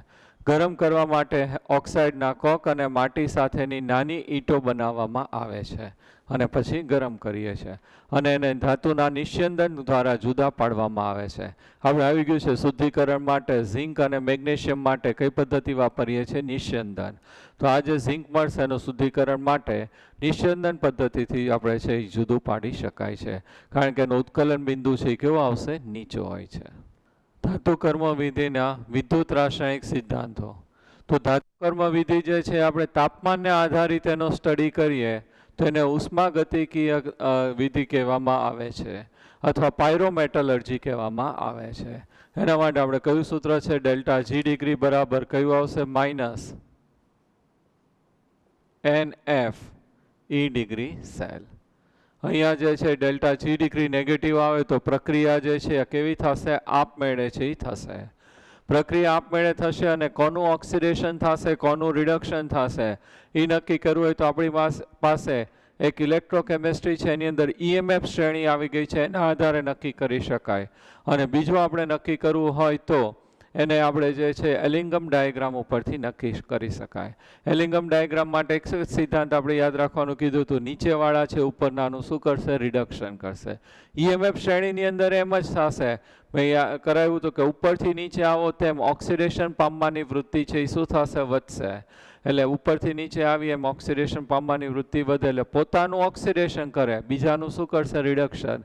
એટલે એની અંદર નીચેવાળા છે ઉપરનાનું શું કરશે? રિડક્શન કરશે અથવા તો સારા રિડક્શન કરતા તરીકે વપરાય છે. તો અહીંયા આપણને કોપર અને Fe બે છે એ ધાતુ આપી છે કે કોપર અને આપણે બીજું કયું લઈએ છીએ? Fe. તો આની અંદર જોઈએ આપણે તો जो ईएमएफ श्रेणी में लर्न करावी थी, लेके 12 सरदार का नाम, मैगी अली, जाकर फेंको, એટલે શું આવશે? એફી. એફી છે પહેલા આવી ગયો અને સીયુ છે ક્યાં આવશે? ઉપર. બપ્પી લહેરી ક્યુટ પ્યારા સા હાથી હે, આપણે એ રીતે આખું યાદ રાખ્યું હતું. તો ઉપર સીયુ આવે છે ને નીચે શું આવે છે? એફી. તો ઈએમએફ શ્રેણીની અંદર એફી જે છે એ નીચે આવે છે અને સીયુ છે એ ક્યાં આવશે? ઉપર આવે. નીચે હોય એનું શું થશે? ઓક્સિડેશન. તો અહીંયા એફઈ છે એનું ઓક્સિડેશન થાય, શેમાં રૂપાંતર થશે? Fe+2 અને 2 ઇલેક્ટ્રોન. ઉપર હોય એનું શું થશે? રિડક્શન. તો એનું રિડક્શન થાય Cu+2 +2 ઇલેક્ટ્રોન ને શેમાં રૂપાંતર થશે? Cu. આ બે ઇલેક્ટ્રોન કેન્સલ થઈ જાય, Fe+Cu+2 રૂપાંતર થશે Fe+2 +Cu. ઓકે, તો આ રીતે છે આપણે નક્કી કરી શકીએ. નિમ્ન કક્ષાના અયસ્ક અને ભંગારમાંથી કોપર, આપણે એક આગળ કોપર કરી નાખ્યું, પણ અલંગનો જે ભંગાર નીકળતો હોય, સ્ક્રેપ નીકળતો હોય, એની અંદરથી આપણે કોપર છે એ જુદું પાડવું હોય તો એના માટે છે જલ ધાતુ કર્મવિધિ છે એનો ઉપયોગ કરવામાં આવે છે, અથવા તેનો એસિડ અથવા બેક્ટેરિયાનો ઉપયોગ કરી પણ પ્રક્ષાલન છે કરવામાં આવે છે. અથવા આપણે કોની સાથે પ્રક્રિયા કરશું? H2 સાથે, હાઇડ્રોજન સાથે. તો Cu+2 + H2, તો આ H2 છે એનું ઓક્સિડેશન થાય, 2H પોઝિટિવ અને 2 ઇલેક્ટ્રોન મુક્ત થાય. આ 2 ઇલેક્ટ્રોન છે Cu+2 સ્વીકારે એટલે શેમાં રૂપાંતર થઈ જશે? Cu માં +2H પોઝિટિવ, હાઇડ્રોજન છે મુક્ત થશે. તો આ રીતે છે ભંગાર છે એમાંથી કોપર છે આપણે જુદો પાડી શકીએ છીએ. હવે અત્યાર સુધી આપણે જે છે ધાતુ છે અયસ્કમાંથી મેળવતા હતા, તો ધાતુ ઓક્સાઇડમાં રૂપાંતર કરી અને પછી એનું કાર્બન મોનોક્સાઇડ અથવા એલ્યુમિનિયમ વડે રિડક્શન કરતા હતા. એવું જરૂરી નથી કે દરેક વખતે આપણે રિડક્શનથી જ મળે, ઘણીવાર ઓક્સિડેશન પ્રક્રિયા પણ કરવી પડે છે. એ લોકોએ કીધું છે કે દરિયાનું પાણી જે છે આપણે બ્રાઇન વોટર કહીએ છીએ, એની અંદર છે એ ક્લોરિનનું પ્રમાણ છે એ વધારે હોય, તો એની અંદરથી જ્યારે આપણે ક્લોરિન છે એ જુદો પાડવો હોય તો કઈ પ્રક્રિયા કરવી પડશે? ઓક્સિડેશન પ્રક્રિયા કરવી પડશે. બ્રાઇન વોટર છે એની અંદર Cl- હોય તો આ 2Cl- + H2O, 2H2O લેશું. તો આ જે Cl- છે એનું રૂપાંતર છે એ Cl2માં થઈ જશે. મેં આગળ સમજાવ્યું હતું, H પોઝિટિવ + OH નેગેટિવ વિભાજન થયું હોય, H પોઝિટિવ OH નેગેટિવ. આ 2Cl- છે એની પાસે 2 ઇલેક્ટ્રોન છે, બંને ક્લોરિન પાસે 1 ઇલેક્ટ્રોન હોય તો એનું રૂપાંતર Cl2માં થશે અને 2 ઇલેક્ટ્રોન છે મુક્ત થશે. તો એક અહીંયા કયો વાયુ ઉત્પન્ન થશે? Cl2. બીજું H પોઝિટિવ અને 2 ઇલેક્ટ્રોન એટલે H અને H ભેગા થઈને હાઇડ્રોજન વાયુ છે ઉત્પન્ન કરે, +2OH નેગેટિવ. તો અહીંયા ક્લોરિન છે એનો ઓક્સિડેશન સ્ટેટ -1, એમાંથી શું થશે? 0. તો ક્લોરિનનો ઓક્સિડેશન આંકની અંદર વધારો થયો તો કઈ પ્રક્રિયા જોવા મળશે? ઓક્સિડેશન પ્રક્રિયા છે એ થશે. ક્લિયર? તો અહીંયા બ્રાઇન વોટર છે એની અંદર ઓક્સિડેશન થાય છે. એ લોકો આની અંદર ΔG ડિગ્રીનું મૂલ્ય મળ્યું તો +422 કિલો જૂલ મળે છે. હવે આના ઉપરથી લોકો E ડિગ્રી સેલ છે એ ગોઈતું, ΔG ડિગ્રી બરાબર -NFE ડિગ્રી સેલ. તો આના ઉપરથી E ડિગ્રી સેલ છે આપણે ગોતીએ તો E ડિગ્રી સેલ છે એની કિંમત છે એ લોકોને કેટલી મળી? -2.2 વોલ્ટ છે એ મળે છે. તો જ માઇનસ છે કેવું થઈ જશે? પ્લસ થઈ જશે. તો આ રીતે જે છે આપણું E સેલ છે એ કેવું આવશે? અહીંયા નેગેટિવ આવશે. પરંતુ ઓલાની અંદર આપણે આપમેળે થતું હતું એટલે ΔG ડિગ્રી છે એ કેવું હતું? નેગેટિવ. અહીંયા ΔG ડિગ્રી આપણને કેવું મળે છે? પોઝિટિવ. હવે આપણે NaCl-માંથી છે એ આપણે ક્લોરિન છે મેળવવો હોય તો NaCl-માંથી આપણે ક્લોરિન છે મેળવવો હોય તો એના માટે આપણે NaCl છે એનું શું કરવું પડે? વિદ્યુત વિભાજન છે એ કરવું પડે. તો એ આપણે જોઈ લઈએ. ઇલેક્ટ્રોકેમિસ્ટ્રીમાં તો આવી જ ગયું છે. શુદ્ધ NaCl હોય તો શુદ્ધ NaCl છે એનું વિદ્યુત વિભાજન છે એ શક્ય નથી. ઘન અવસ્થાની અંદર હોય NaCl તો એનું વિદ્યુત વિભાજન છે એ શક્ય નથી. તો આને આપણે શેમાં લેવું પડે? પીગલિત અવસ્થામાં લઈએ. તો NaCl છે આપણે પીગલિત અવસ્થામાં લઈએ, એને આપણે ગરમ કરીએ, પાણી નથી નાખતા, ખાલી એને આપણે ગરમ કરીએ એટલે NaCl છે એ ઓગળશે પીગલિત અવસ્થામાં, લિક્વિડ આપણે લખીએ છીએ. પછી એનું વિદ્યુત વિભાજન છે એ શક્ય થશે. તો આનું વિદ્યુત વિભાજન કરીએ તો એનોડ એનોડ ઉપર હંમેશા શું થાય? ઓક્સિડેશન. કયો આવશે? ધન વીજભાર. કેથોડ ઉપર હંમેશા શું થશે? રિડક્શન. કયો આવશે? ઋણ વીજભાર. NaCl નું વિભાજન થશે Na+ અને Cl-. લિક્વિડ, અને આ કેવું આવશે? લિક્વિડ. અહીંયા જે ઋણ વીજભાર છે એનું સ્થાનાંતર ધન વીજભાર ઉપર થશે, અને ધન વીજભારનું સ્થાનાંતર છે ક્યાં થશે? ઋણ વીજભાર ઉપર. તો Cl- લિક્વિડ નું રૂપાંતર થશે 1/2 Cl. એકચ્યુઅલી Cl થાય અને ઇલેક્ટ્રોન છે એ શું થાય? મુક્ત થાય. પણ ખાલી Cl શક્ય નથી, એટલે 1/2 Cl2 ગેસિયસ. અને આ બાજુ Na+ લિક્વિડ પીગલિત અવસ્થામાં ઇલેક્ટ્રોન સ્વીકારીને Na સોલિડ. તો અહીંયા એનોડ ઉપર ક્લોરીન વાયુ અને કેથોડ ઉપર છે આપણને કઈ ધાતુ મળે છે? સોડિયમ ધાતુ છે એ મળે છે. તો આ NaCl છે પીગલિત અવસ્થામાં એનું શું થઈ ગયું? વિદ્યુત વિભાજન. હવે એની જગ્યાએ આપણે જે છે લઈએ છીએ NaCl છે એનું સાંદ્ર દ્રાવણ લઈએ. aqueous લખાય? સાંદ્ર દ્રાવણ. જલીય દ્રાવણ કહેવાય, એની અંદર પાણી હશે જ. સેમ આની જેમ એનોડ ઉપર ઓક્સિડેશન, કેથોડ ઉપર શું થશે? રિડક્શન. એનોડ ઓક્સિડેશન ધન વીજભાર, કેથોડ રિડક્શન ઋણ વીજભાર. NaCl નું વિભાજન થશે Na+, Cl-. aqueous. ઋણ વીજભારનું સ્થાનાંતર એનોડ ઉપર, ધન વીજભારનું સ્થાનાંતર કેથોડ ઉપર. વિરુદ્ધ વીજભાર ઉપર જાય. અહીંયા Cl- 2 Cl લઈ લઈએ, aqueous. રૂપાંતર Cl2 ગેસિયસ, અને 2 ઇલેક્ટ્રોન છે મુક્ત થાય. આ બાજુ શું આવશે? Na+, aqueous. એટલે Na+ તો હોય પણ ભેગું શું હશે? H2O. આ રીતે પાત્રમાં જ રાખેલા હોય એનોડ અને કેથોડ. અહીંયા છે એ આપણી પાસે જલીય NaCl છે, એટલે પાણી તો આજુબાજુ સંપર્કમાં હોય જ. તો Na+ અને H2O બે હશે. એમાંથી H2O નું રિડક્શન છે એ સહેલાઈથી થઈ જાય. પહેલા રિડક્શન છે કોનું થાય? H2O નું, EMF શ્રેણી પ્રમાણે. તો અહીંયા Na+ ની જગ્યાએ, સોરી રિડક્શન નહીં પણ હા રિડક્શન, Na+ ની જગ્યાએ રિડક્શન કોનું થઈ જશે? પાણીનું. તો 2H2O liquid gives 2H positive. Sorry 2H positive. Reduction છે એટલે 2 ઇલેક્ટ્રોન આપણે ઉમેરવા પડશે. તો 2H2O + 2 ઇલેક્ટ્રોન. આનું વિભાજન H પોઝિટિવ અને OH negative. 2 mall, I 2 mall. 2H positive 2 electron સ્વીકારીને હાઇડ્રોજન વાયુ ઉત્પન્ન કરશે, અને આ 2OH નેગેટિવ એમને રહેશે. હવે આની અંદર છે એ ખાસ શું થાય છે?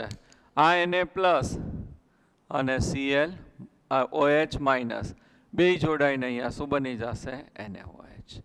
તો અહીંયા કેથોડ ઉપર હાઇડ્રોજન વાયુ વધતા શું મળશે? NaOH. એનોડ ઉપર કયો વાયુ મુક્ત થાય છે? ક્લોરીન વાયુ. તો ખાસ ધ્યાન રાખજો, MCQમાં આપણે ઘણી બધી વાર પૂછાઈ ગયું છે. NaCl છે એનું પીગલિત અવસ્થામાં આપણે છે વિદ્યુત વિભાજન કરીએ તો એનોડ ઉપર છે એ ક્લોરીન વાયુ અને કેથોડ ઉપર સોડિયમ ધાતુ મળે છે. જ્યારે સાંદ્ર જલીય દ્રાવણ લઈએ ત્યારે એનોડ ઉપર ક્લોરીન વાયુ અને કેથોડ ઉપર હાઇડ્રોજન વાયુ પ્લસ આપણને શું મળશે? NaOH, સોડિયમ હાઇડ્રોક્સાઇડ છે ઉત્પન્ન થશે. પછી આપણને લીચિંગ એટલે કે નિક્ષાલન છે એ લોકોએ સમજાવ્યું છે. તો એ તો આપણે કરી નાખ્યું છે. નિક્ષાલન માટે સિલ્વર અને ગોલ્ડ માટે જે છે આપણે NaCN અથવા તો કોની સાથે પ્રક્રિયા કરીએ છીએ? KCN સાથે. અને આપણે એની અંદર હજી બોક્સાઇડમાંથી મેળવવા માટે NaOH સાથે પ્રક્રિયા કરતા હતા, આપણને શુદ્ધ એલ્યુમિનિયમ મળતું હતું. એ જે પ્રક્રિયા છે એને આપણે શું કહેતા હતા? નિક્ષાલન. એ તો આપણે આગળ આવી ગયું છે. ક્લિયર? ઓકે, ચેપ્ટર વ્યવસ્થિત લર્ન કરી નાખજો. Thank you very much. Best of luck.